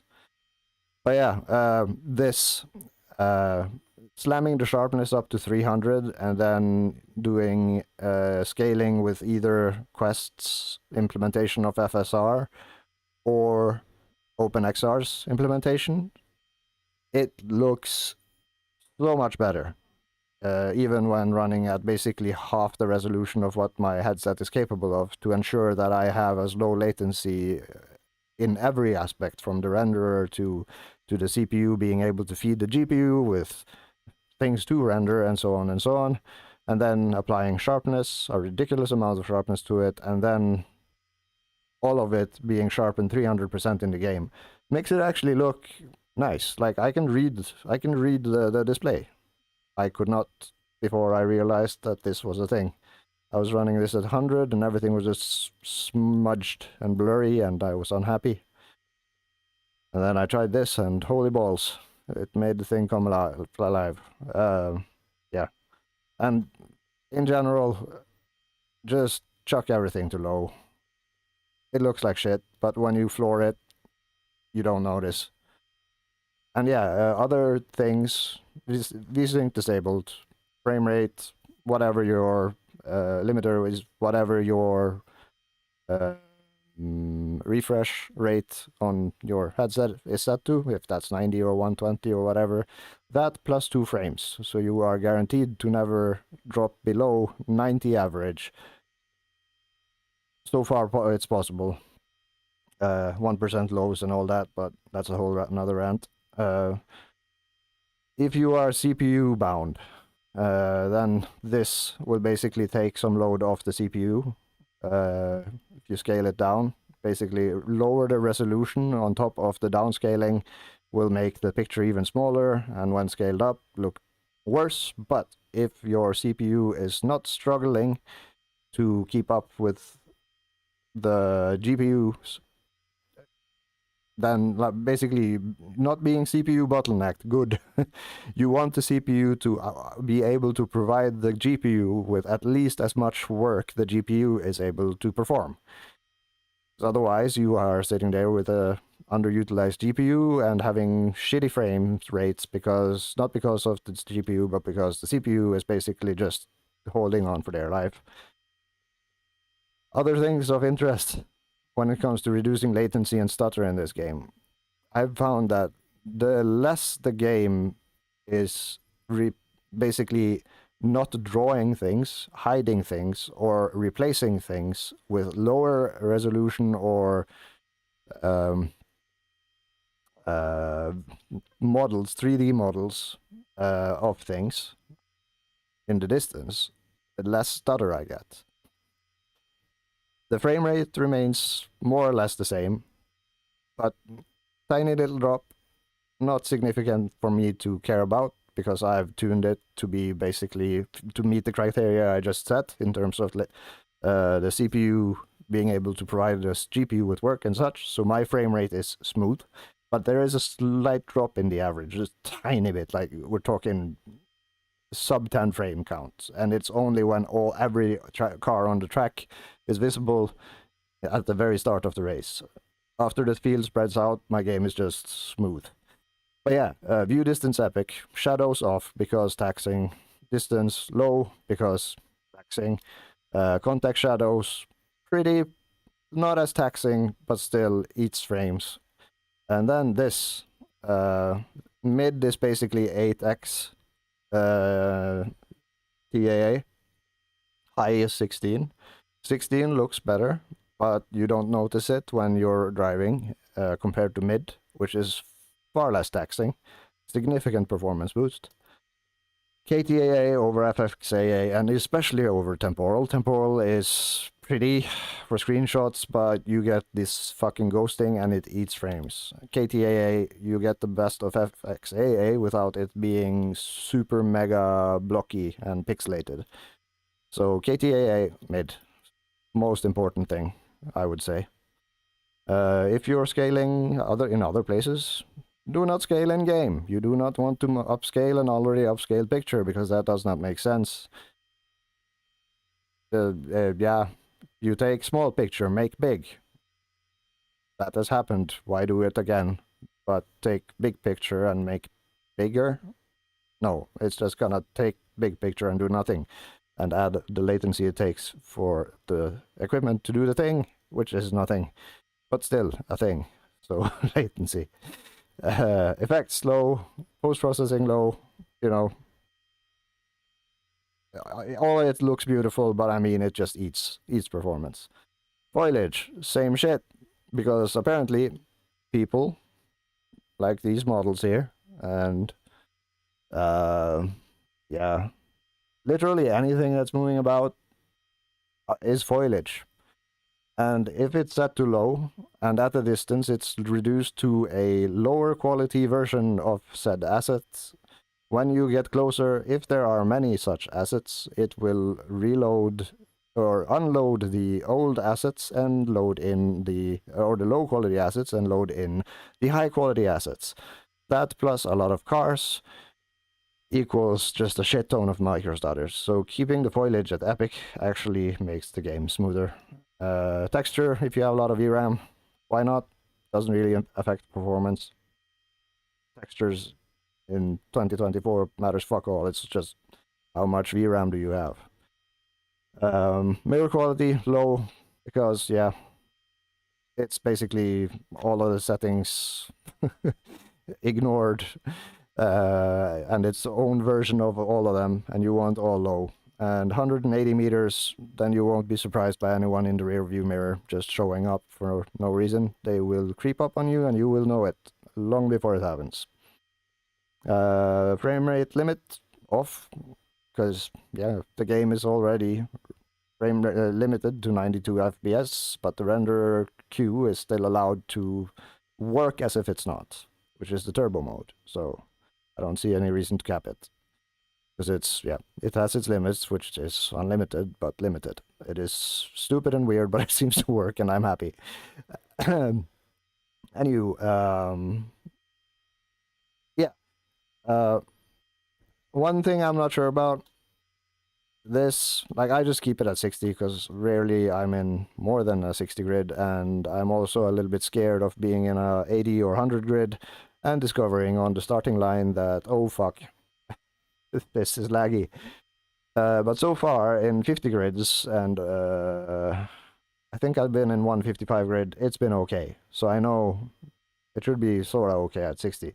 But the thing is here, if you put this to a reasonable number, which will actually increase your frame rate while the same cars are loaded on screen. Say you are in a 50 grid and you've set it to 20, and you're rolling down the pit lane or the preparing to start a race, and everything is nice. But then suddenly the field bunches up and cars starts popping in and out like crazy. And then comes this game's optimization into play, as mentioned before, with foliage and view distance. The time it takes to unload a car and load another car is significant, apparently. Significant enough or inefficient enough to create an absurd amount of stutter, which is far worse than the stutter you get from just letting all of them be on screen or rendered at the same time. Like, the frame rate, it is a lot smoother initially, but the second you start having things being loaded in and out of the renderer, so far the renderer is concerned. Like, if you get spun and you just sit there and you see cars pop in and you are in VR, you might not notice it so much when you are on a monitor, but when you get this stutter shit going in VR, the whole fucking headset just freezes for like a fraction of a second. And it is, if not much makes me unwell in VR, but that kind of does. So yeah, again, just keeping every asset loaded and then tuning so that the CPU isn't bogged down to the point of having to queue shit to get things done, or not done by dropping it because it's too late anyway, and then the GPU is just like, god damn it, stutter, because I didn't receive the frames I needed to render for you to perceive things as moving forward in time, as is this illusion. God damn it. Anyway, however, if you are GPU bound, then VR pixel density is for you. It is basically VR resolution. However, if you reduce this shit, the pixels go from being perceived as tiny squares to circles for some reason. But I mean, if you are on a lower end GPU and you're struggling getting consistent frames, and it is your CPU is not the bottleneck, and you are unable to scale, or if you have already scaled to the point of it being horrible and it still doesn't help you, then telling the engine to just render lower resolution frames or pixels by whichever resolution it is rendering at will offload the GPU by a whole lot. So you can do a whole balancing act here.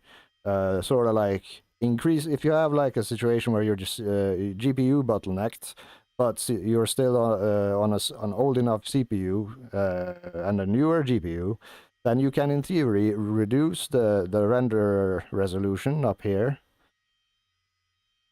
resolution scale up here to the point where the GPU is no longer struggling, and then you can tell the VR pixel density, the engine, that hey, the GPU is underutilized. I would like you to make the pixels even smaller, and then actually regain a bit of fidelity.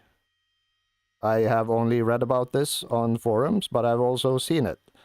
Turning this thing up does make it look a lot more pretty. So yeah, it's an upscaler of sorts, but not really. It's the renderer just going, hey, I'm gonna make pixels smaller.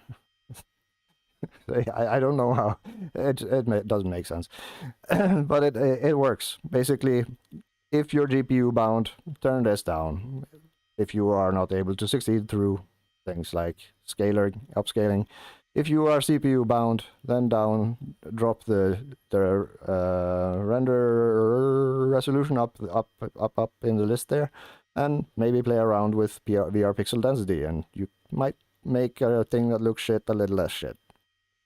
But yeah, ultimately, FSR or CAS, if you can get it to work right, is the thing. Like FSR for me is just performance is ultra smooth, latency is super low. It offloads my GPU by doing the upscaling on the CPU, and there's just so many positives to it. And then virtual to real scale. Oh my god, I drove with this at 100 for the longest time, and I did not realize that I was a tiny person in a huge car until I started like actually lifting the visor to check the size of what I'm seeing in game versus what I'm seeing in, or how big things are in the real world. And oh my, I was surprised to find that 90 is much closer to my perception of reality, and everything has become easier since, especially judging distances. It feels weird in the beginning, but goddamn, it is. Like, I can drop out of the car in the free cam mode now and float around, and everything's just nice. It feels much more real. People aren't huge and things. And we are nearing the end of the list. This is where all the power shit is at. Materials quality. If we were to follow my reasoning, you would keep this at epic. But materials quality, I'm not. It says level of complexity of some materials. But so I don't think this is basically it replacing shit with lower quality shit the further away you are. This is basically just how many polygons are things always. And I find that keeping this mid actually does give me a lot, allows me to have smoother performance at higher settings otherwise. Like if I turn this on epic, then I would have to reduce the resolution scale quite significantly for it to be as smooth as it is now. So I would recommend this at mid, unless you're on some future space age computer or something. Specs in the description below, so you have a point of reference. Temporal upsampling. Engine feature used in conjunction with resolution scale result in better overall image quality when resolution scale is lower than 100%. It is also useful to avoid specular highlight flickering on lit materials. So, unless you're doing photography, keep this shit off. Like, it's just temporal upsample. The temporal stuff is basically just how fuzzy and unjagged does things look, and it is an expensive anti-aliasing method. Very. Bloom quality, who wants bloom? Honestly. I mean, looks good on photos, but no. Also, it's another layer which needs to be drawn on top of the image based on a lot of variables and bogs down performance a whole lot. Volumetric fog is basically what makes God rays do God ray things, and it is crazy expensive. Disabled. Foiliage HLOD quality. Level of detail, again, for foiliage. This is also a thing where it is not how shit is it when close compared to far away. It is how shit is it always. And this is why Epic works. If you go high on this, then all the people will look super nice, and the grass is grassier, and the tents are more tent-like, but it just tanks performance. So LOD, level of detail, you want it low. Mostly. Car lot quality. This is where it gets fun, because this is where it's, again, the whole inefficiency of the the engine thing. If you keep this at lower than 100% at a distance, then cars will be replaced or swapped out with lower poly count models. So if you put it low enough, even at relative close range, you will end up with a square box in front of you rather than something that looks like a car, which eventually turns into a car with basically square wheels, and then it pops into wheels. And this process times, let's say, a 50 grid, so you're doing it for 49 cars as you approach them. Not necessarily 49 at a time, but a lot of them, if you are in a tight pack in a starting grid, it will be a stutter shit show. So, again, it's a trade-off. Yes, it might give you better frames, but the more of the swapping action it has to perform, the less or the more stutter you get. So if you don't want stutter, make things be things as they are always, and tune the resolution, and to basically tune for the processor's ability to produce frame data and present it to the GPU, which then spits out the things you see. And then the final countdown. We are so close. And I'm gonna cut this out, and I'm gonna edit it, and I'm gonna make this a thing. I promise. God damn it. It's not that I'm tired of this rant, it's just ridiculous that I haven't done this before. And now I have more, this is more or less the script as it has developed over time. And I have understood the engine more and more as I've been explaining and researching and trying and failing. But anyway, HLOD. It is basically... it is level of detail, DH.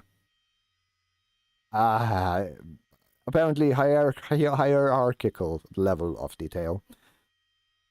Like, why they include DH, I don't, like, it's just redundant and annoying, but that is not the point I'm trying to make. HLOD, again, it is the thing where basically things at distance, in particular buildings, trees, mountains, anything that is a model, will be replaced by a lower polycount model, basically lower detail, the further away it is. And therefore, as you approach it, it has to replace said thing with higher polycount thing. And this also includes the pit lane, the people in the pit lane, the computers, like literally everything. So if you have ever experienced rolling past the pit lane on, say, Nordschleife on a fairly low setting configuration, try turning off HLOD. I mean, even any big grid, if you're struggling with performance and you have an HLOD enabled, turn it off. I can almost guarantee you that 90% of whatever stutter is occurring goes away when you pass the pit lane. Because it is simply just not anymore doing the thing which is supposed to improve performance, which is, as I keep hammering in, take low poly count model and replace it with high poly count model.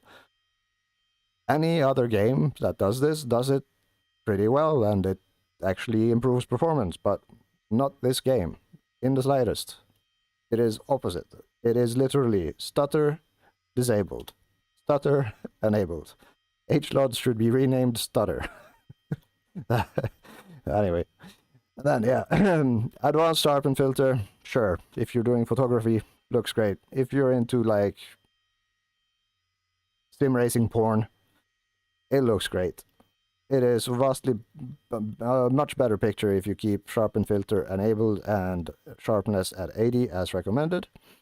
However, it is an action. Actions take time. Or I should say, it's a computational operations, and the computational operations in this engine is fucking expensive. So, disabled. I mean, the game looks good anyway. That is a wall. And that is a menu. You're going fucking 900 miles an hour down straights. You're not looking at the scenery unless you're bored and you are out of traffic. That is not what happens most of the time in a race, so I don't understand why anyone would want to trade that in for low latency and basically high frame counts. And then the obvious shit, motion blur. Why? I've never seen motion blur in real life. I just know why. Disabled. And then the rest is basically just, preference. How do you perceive the world? How does the displays reflect the things which are rendered, and how does your brain perceive it versus reality? And in my case, I perceive things which align with color. And also, yes, camera dirt effect. If you want to see things during endurance races, put this shit to 1. Keeping this at the default of 3, you won't see shit through the window after 6 hours. Image contrast 42 aligns with my favorite number, and also somewhat how I perceive color, at least as rendered by this particular headset. Exposure gain is basically how much light is penetrating the camera, the virtual camera, which then passes the light onto your eyes, and 31 is my value. The reds feel very red. I can look at in particular, the thing that caught my eye was like, oh, I recognize this thing as a ambulance now. It's not a clown box, it is an ambulance. And tone mapping, ACES is the only default. It just, does not look pretty, but I wouldn't be surprised if there's some performance to be had here. But ACES is worth it for me. And that is the end of my rant, which I shall strive to remember to make into a standalone video and post one of these days, because I've been promising to do this for a year and a half now, and I still have not. But there are a million versions of this rant in my board. So, yeah, that is a long-ass fucking response to a question about latency. Where the question was, do you recommend playing it with OpenXR? Would it be better in terms of latency? And the answer to that question is yes. OpenXR is the future of API chains. It's what OpenVR should have been all along. But nobody could agree on any standard, and therefore we ended up with OpenVR, which is just a clown show held together by duct tape and sadness and desperation.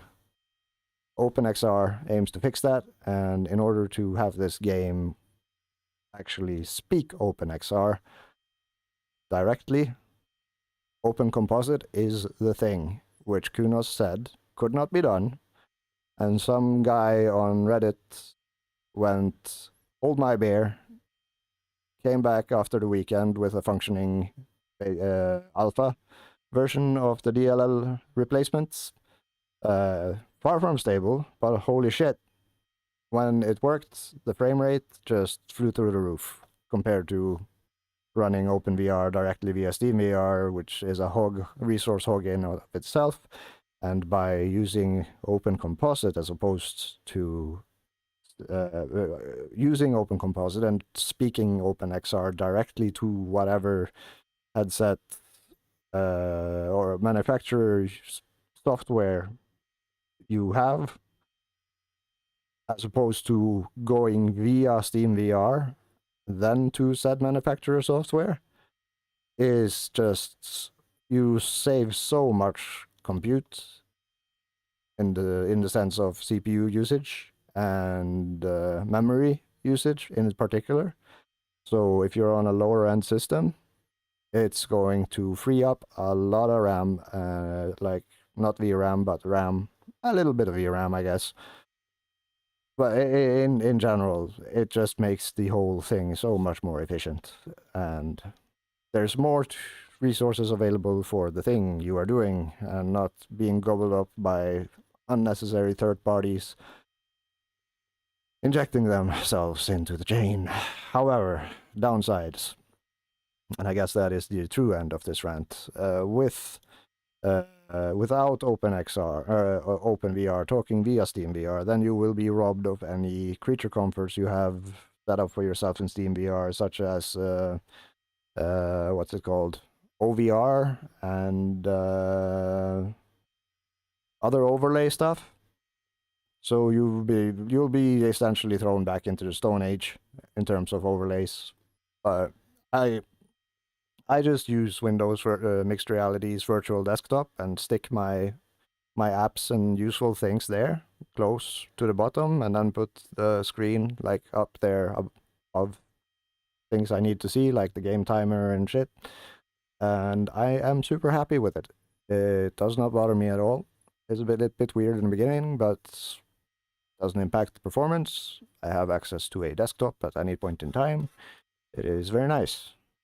Alternatives would be Open Kneeboard, that is Open KNEE board, which basically allows you to put things into OpenXR virtual environments. But I haven't gotten to the point where I've been able to move it. Like it's basically, it's flight sim stuff meant to replicate a notepad on a pilot's knee. Therefore, the name Open Kneeboard. For me, that is fucking annoying and impossible because I can't, like, I can lift my head. That is natural to me. That is like looking at the rear view mirror. But to look down at my knee while I'm driving, that makes me uncomfortable. I do not like it one bit. If I am able to basically shift things upwards and not just forward and closer to me, down there, then Open Kneeboard would allow me to put overlays on screen, like a specific app from ACC Drive or whatnot. But I just cannot for the life of me figure out how to move things like up and around, like in this area where I actually look. So it doesn't make sense for me when I can look up and still see, just put my eyes down and still be able to look at the road and back up at the screen. That makes sense. But being forced to do this, to see a thing and not look up and see anything except for maybe the steering wheel, that just makes me kind of upset. So I try not to make myself upset. It's not fun being upset.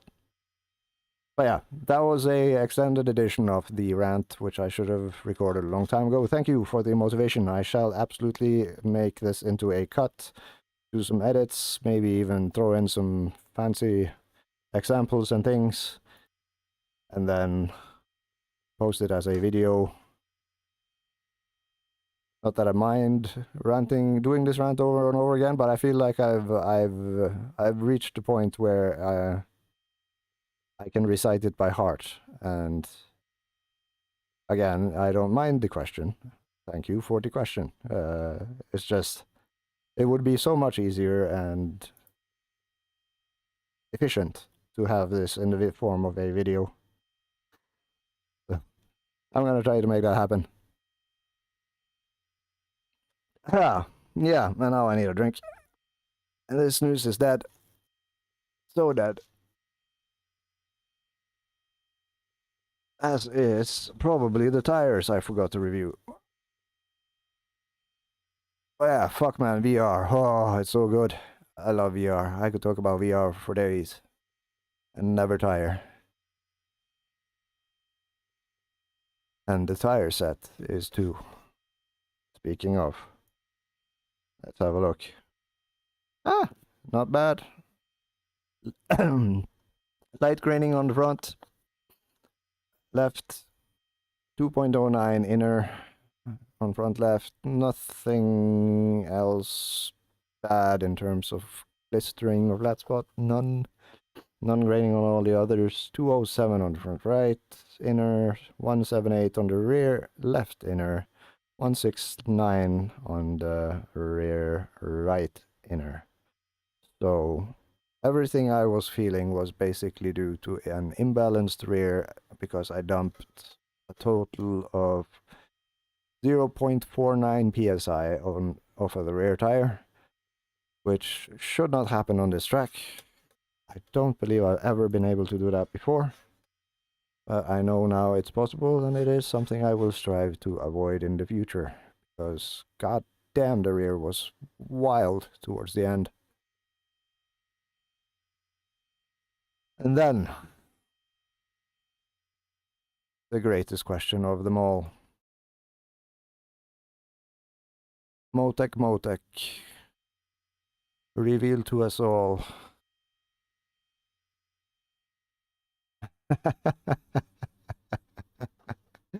Some funny ass looking dampers. Well, yeah, this is what meme dampers does to you. It makes you feel like this is okay. In no version of reality should this be considered okay, but the sim seems to favor it for the most part. I couldn't really tell any downsides to driving this versus proper bell curve type response curves, but there was one thing I was thinking. The front bump stops are being underutilized. It was a bit wobbly. So I have theories I would like to test, but I don't know if now is the time to test it. Maybe it is. How much fuel did I use? I used 113.09 liters, so 114 is perfect. The front brakes were a bit scorching, but nothing serious. Oh yes, there was also the thing. That's interesting. My quickest lap was towards the end. And I was steady in the high O2s for the most part.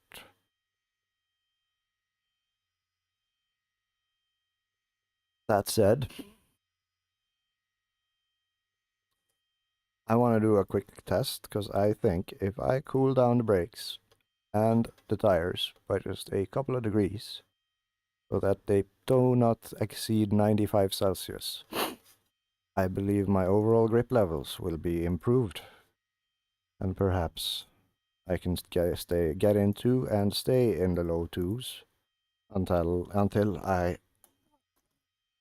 get reacquainted fully with this vehicle. Also, another question I wanted to ask Motec. What do you think about these bump stops? Motec is not impressed for the most part.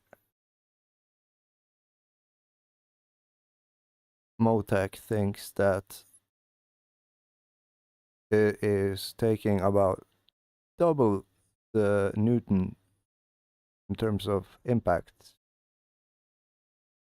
or force than it's supposed to on the fronts and the rears too.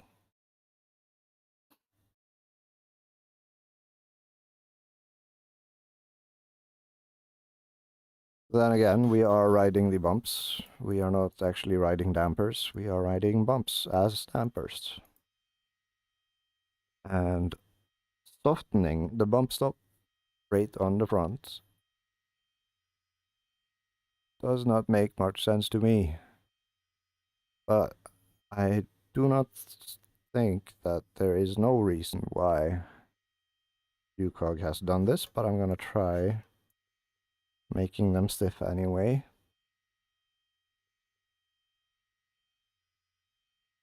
Or no, I'm sorry, that's my brain reversing things. I will make them as soft as possible again. And the rears are already raised as far up as they can be. The difference between the two are actually in line with the difference where they would be in an optimal scenario, which is interesting. Or not quite. On the rears, in the real world, they target like 800 of bump stop force on the rears and 1000 on the fronts, while here they are peaking at, what is that? Does that say, there, now I can see things, that's nice. Yes, that is 2000 and 1400, but it is the max value that counts. Yes, so 2000 and 1800, so a difference of 200 between front and rear, roughly, which is, it is off, but it makes sense. But I cannot help but wonder, is the wobbliness I was feeling consequence of the bump stop simply giving in too much? And does reducing it to the max of meme settings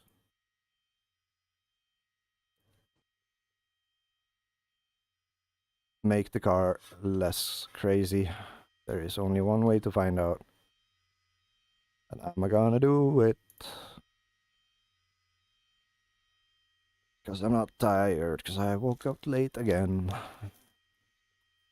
Because I have no circadian rhythm.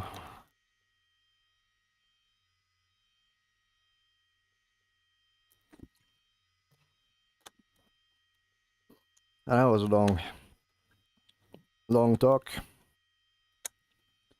about things and stuff, of which very few people would be interested in, nor should really care about. But if you're into VR and performance and want to be competitive, then I would not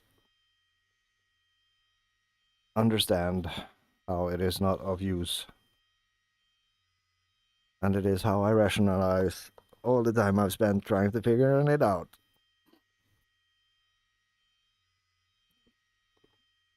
And in return,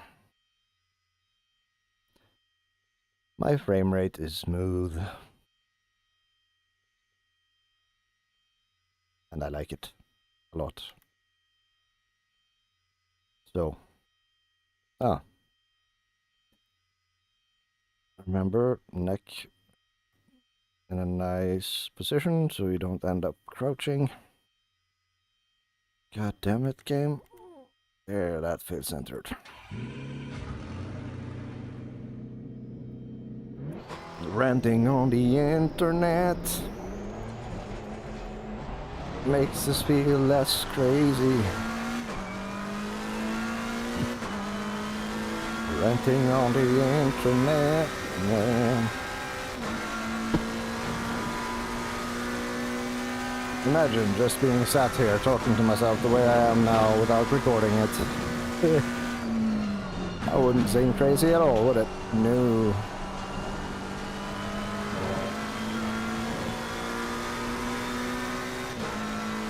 At least some of it, oh dear, is prompted by questions from actual people. Which is nice.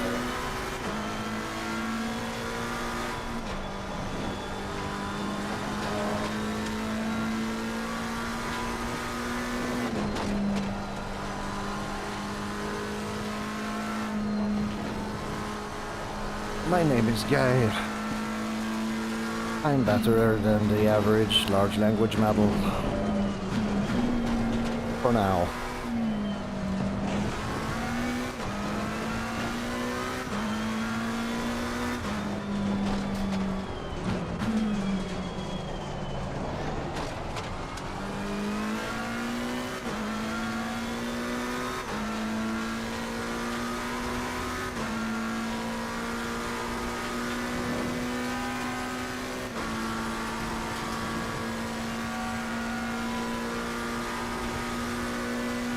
God damn it, I forgot to turn on the music again, didn't I?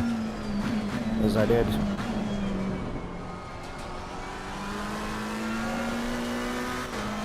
First thing I'm noticing, the car is sliding a lot less during braking, even on cold tires. Feels like it stops now, willingly rather than under duress.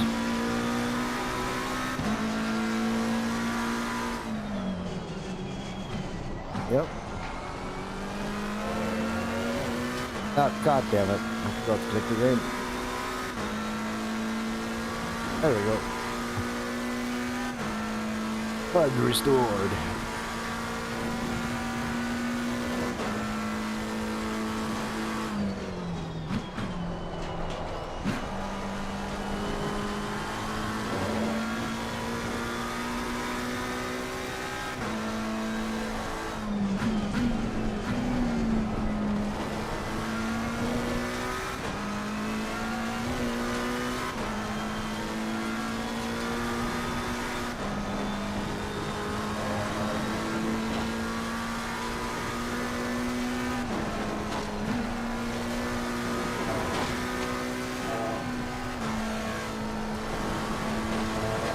Feels more grippy. But does it do that for long?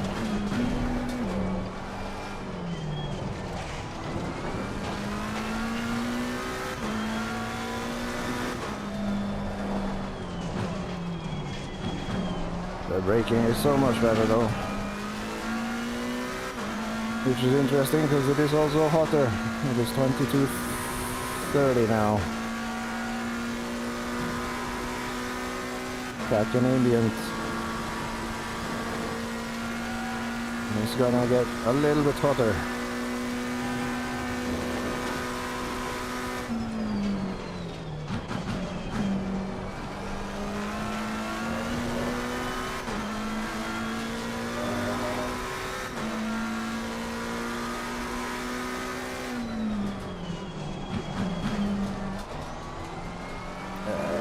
Stepping out a lot less.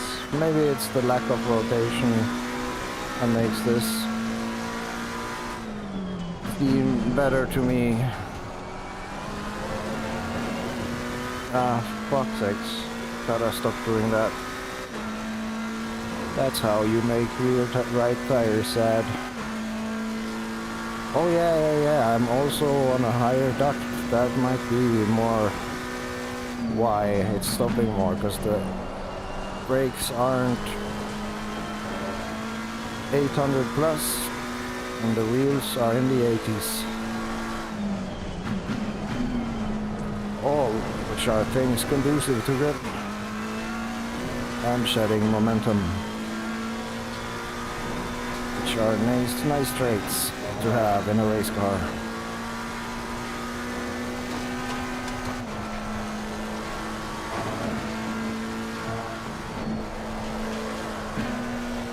Oh shit.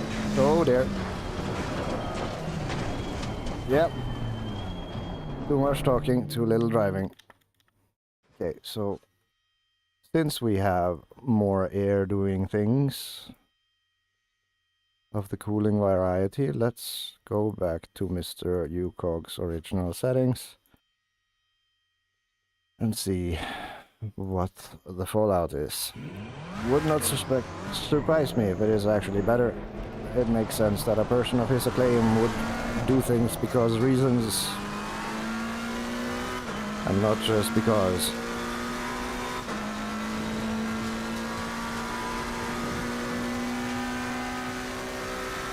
God, alright. Wake up. There.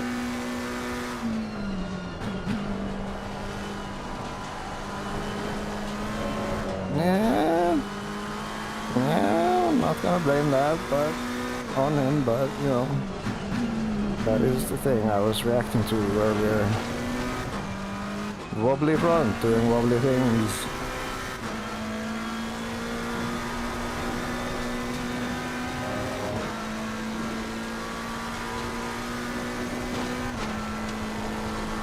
Yeah, this part might actually be more grippy because of it.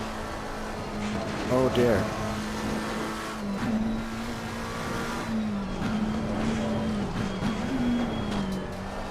Skeptical about this though.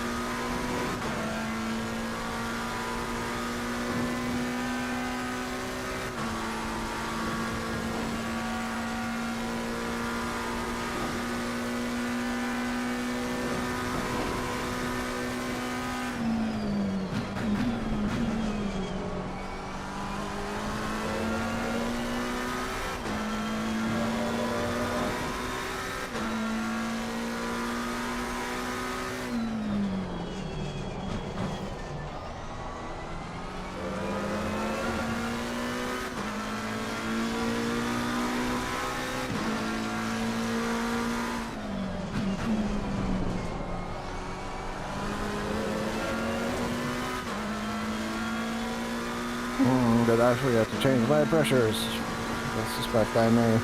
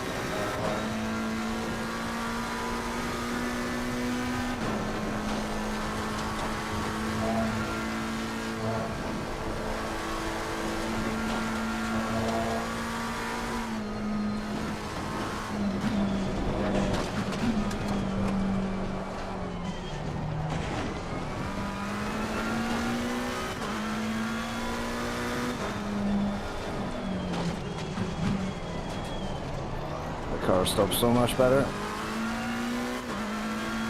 Much better.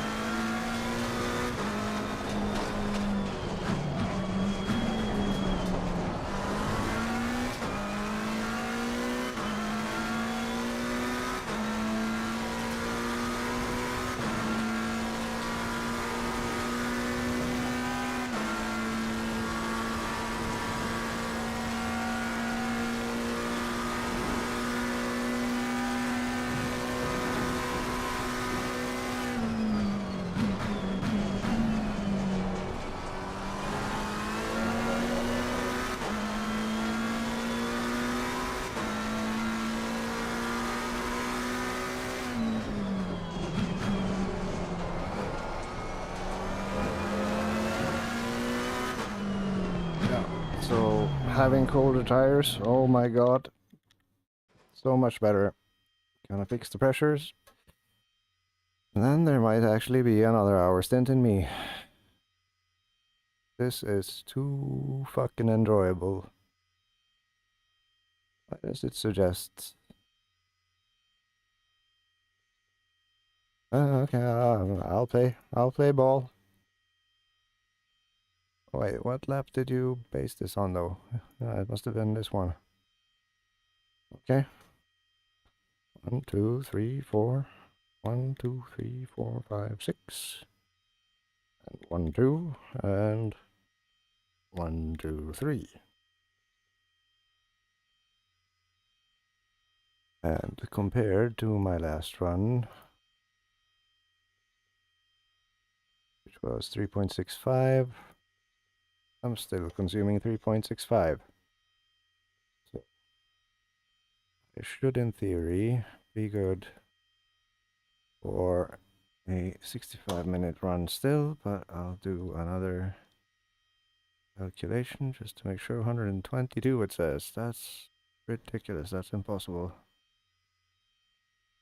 And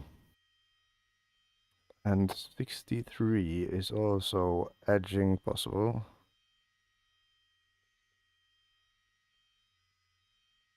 But since I am now running faster, consumption may indeed be a bit higher. And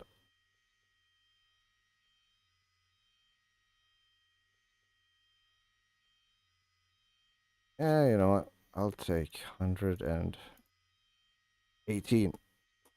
Just to be sure I'll make it back. I do want this data.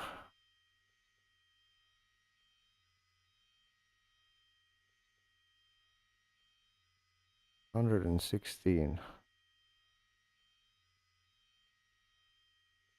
117.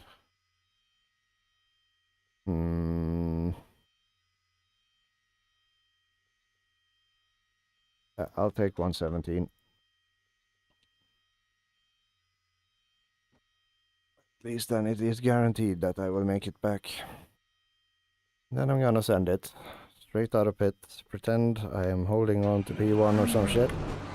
Oh, but to do that, I will have to turn on some music. I need some action music to go with this. And also, I think I should wetten my throat, for it is dry.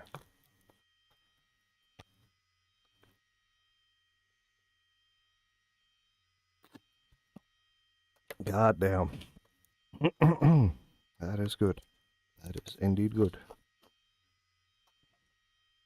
Liquidy goodness. So, Mr. K-Mac 2021.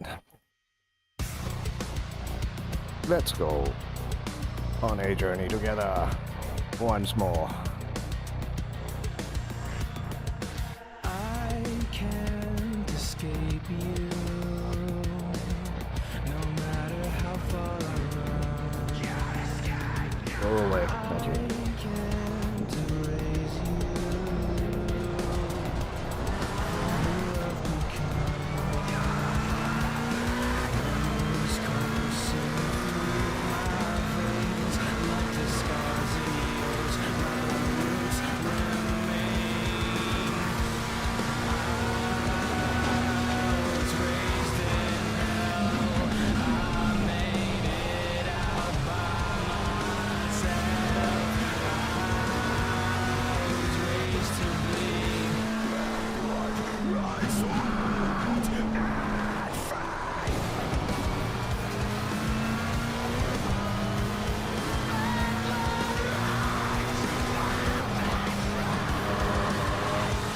That's not a good way of starting.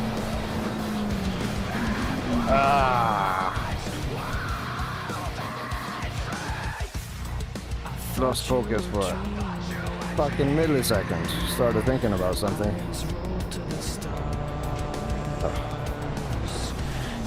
Bad start.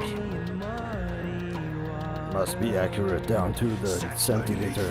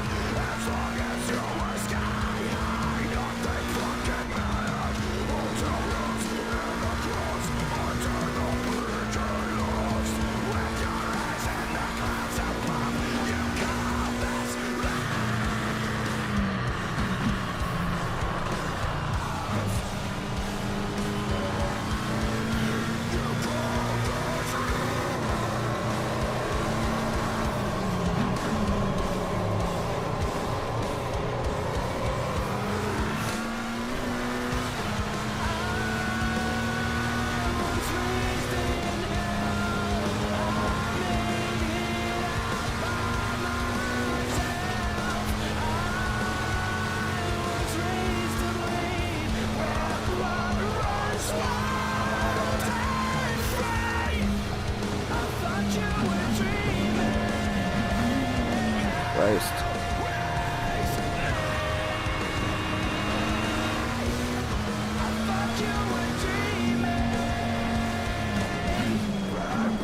Not my proudest outlap, but it is the outlap I've got.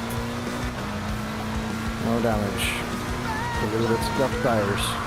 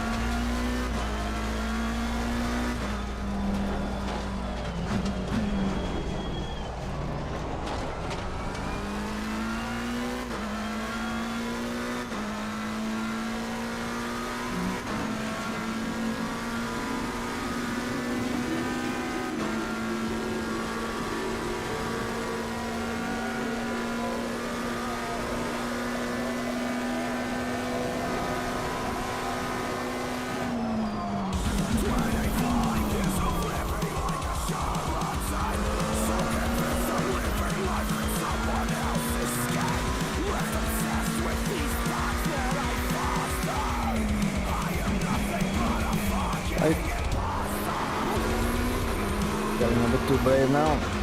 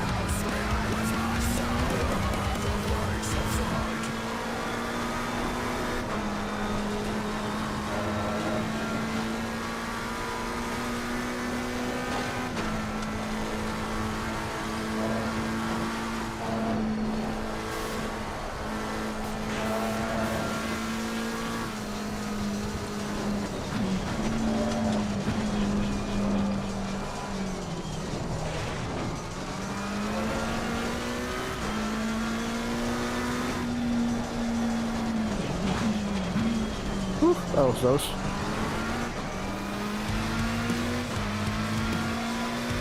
Almost made a big boo-boo there.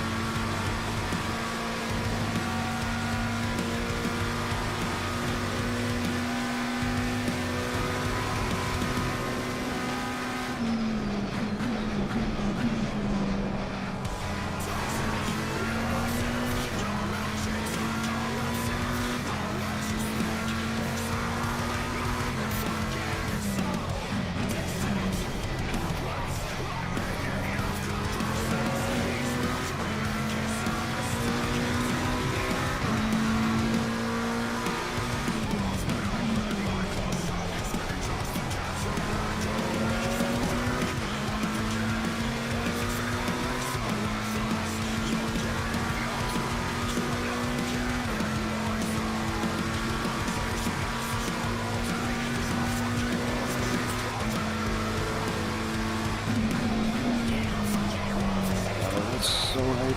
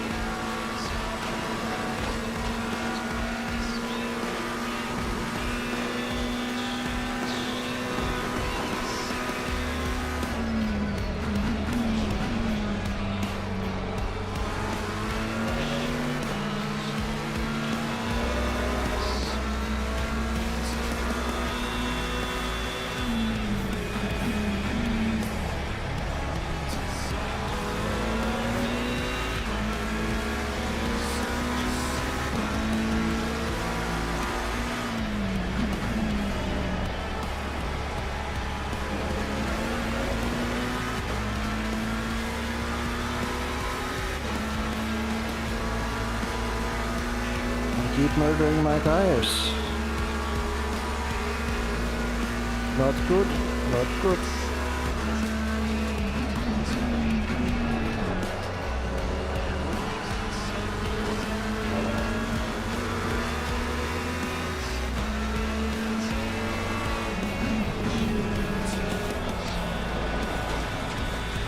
Oh, shit.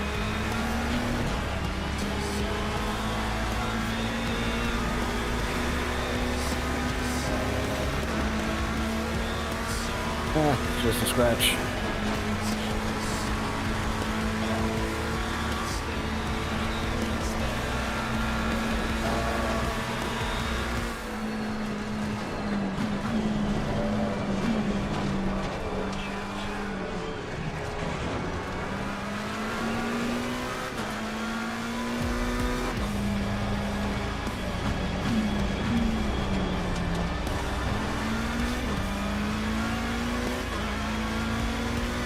Point 2 seconds on the rear. Lovely. Simply lovely.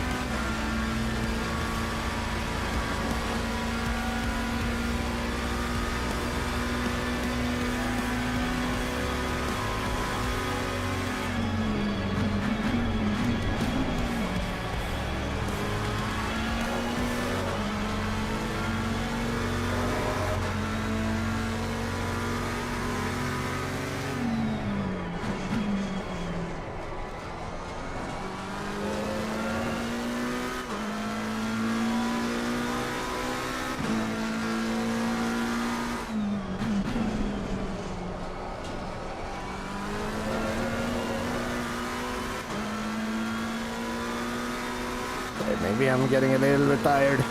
Tiny bit. Just half an hour ago. I can do this.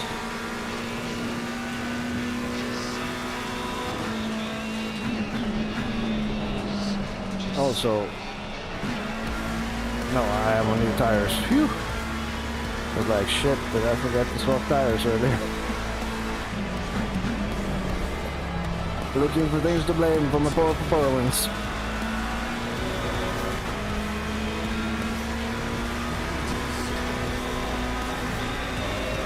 Typical human bullshit.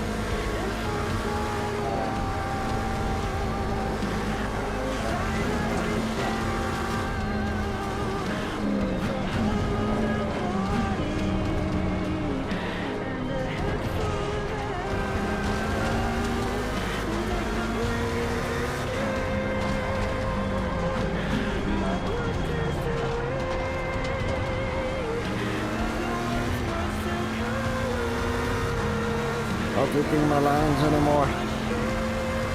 Went past the time stage even, of needing a break. But 32 minutes left. I'm gonna stick through this.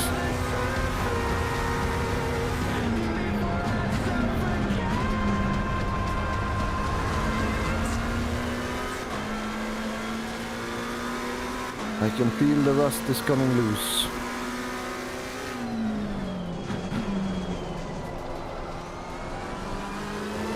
While some things are getting worse, some other things are getting better.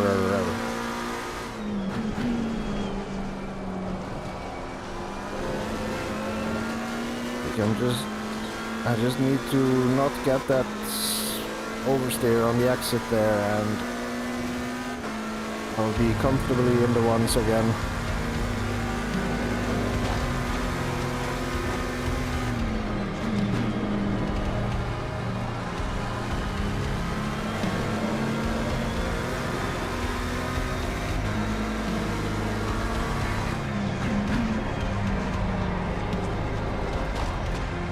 A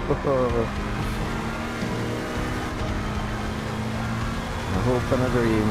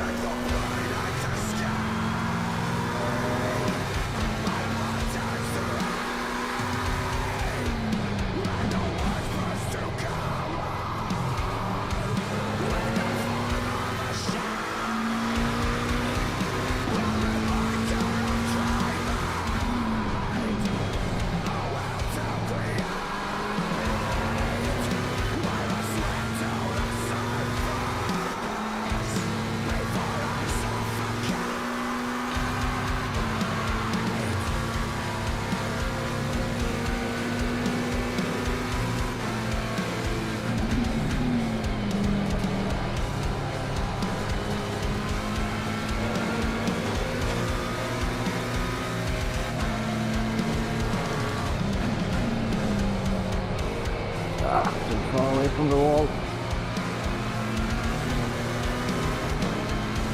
Gotta use that compression zone for all it's worth.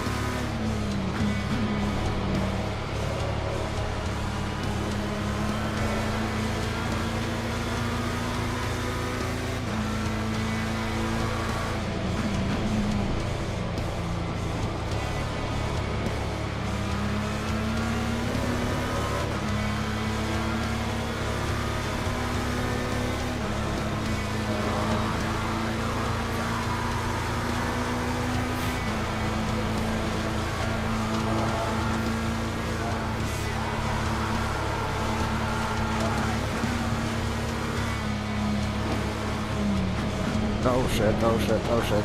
That's end. Yep. Started thinking. I was sat there thinking how this setup is just like, it's all about the straight line speed.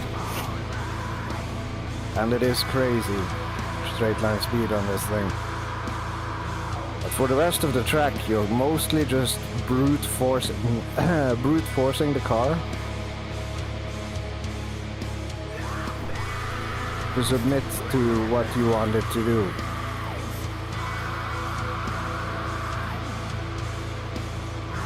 And the weird part is, like, it feels you have to be like, it's like a smooth kind of brute forcing. And after having explored mechanical grip for the last couple of months, much more, I'm like,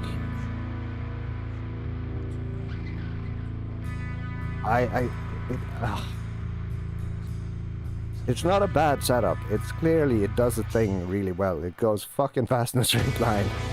It's decent out of corners, it's predictable into corners, but you don't feel the road.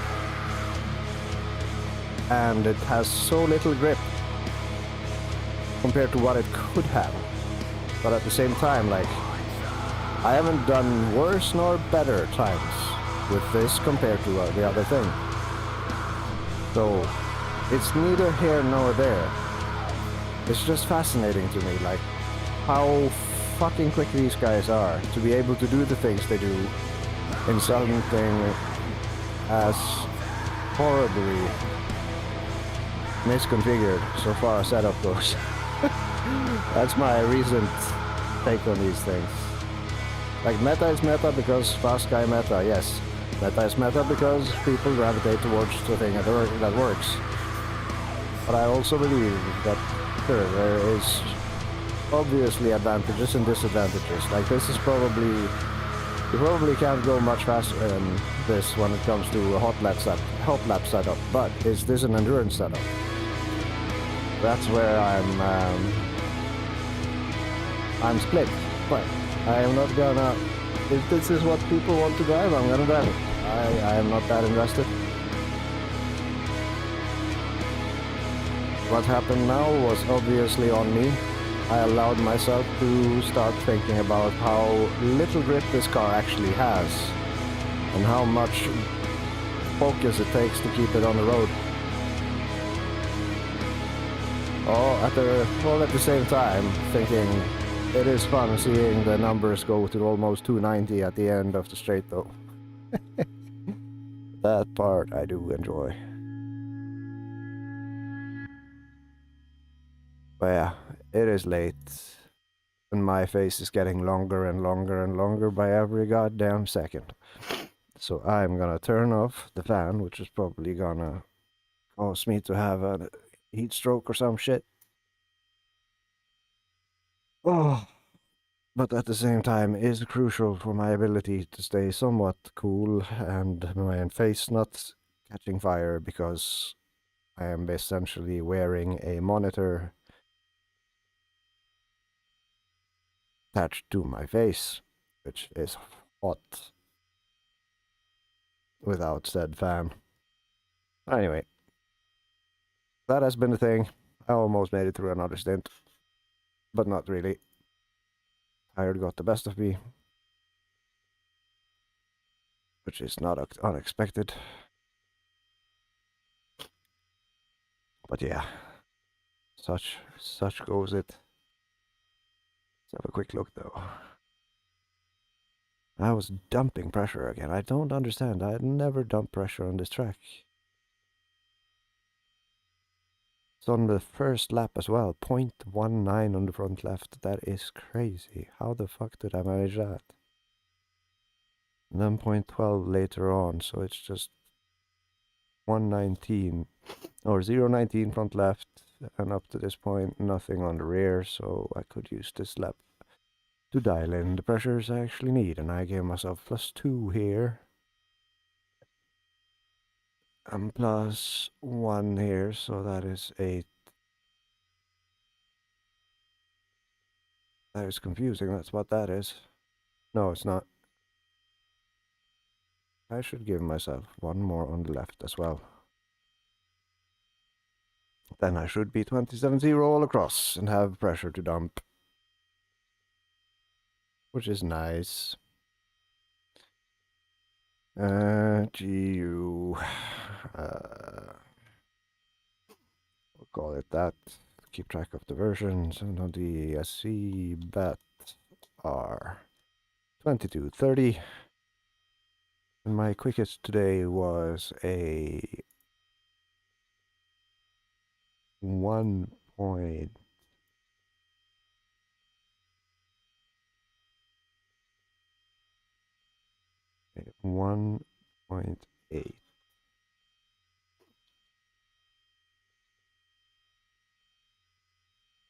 Save.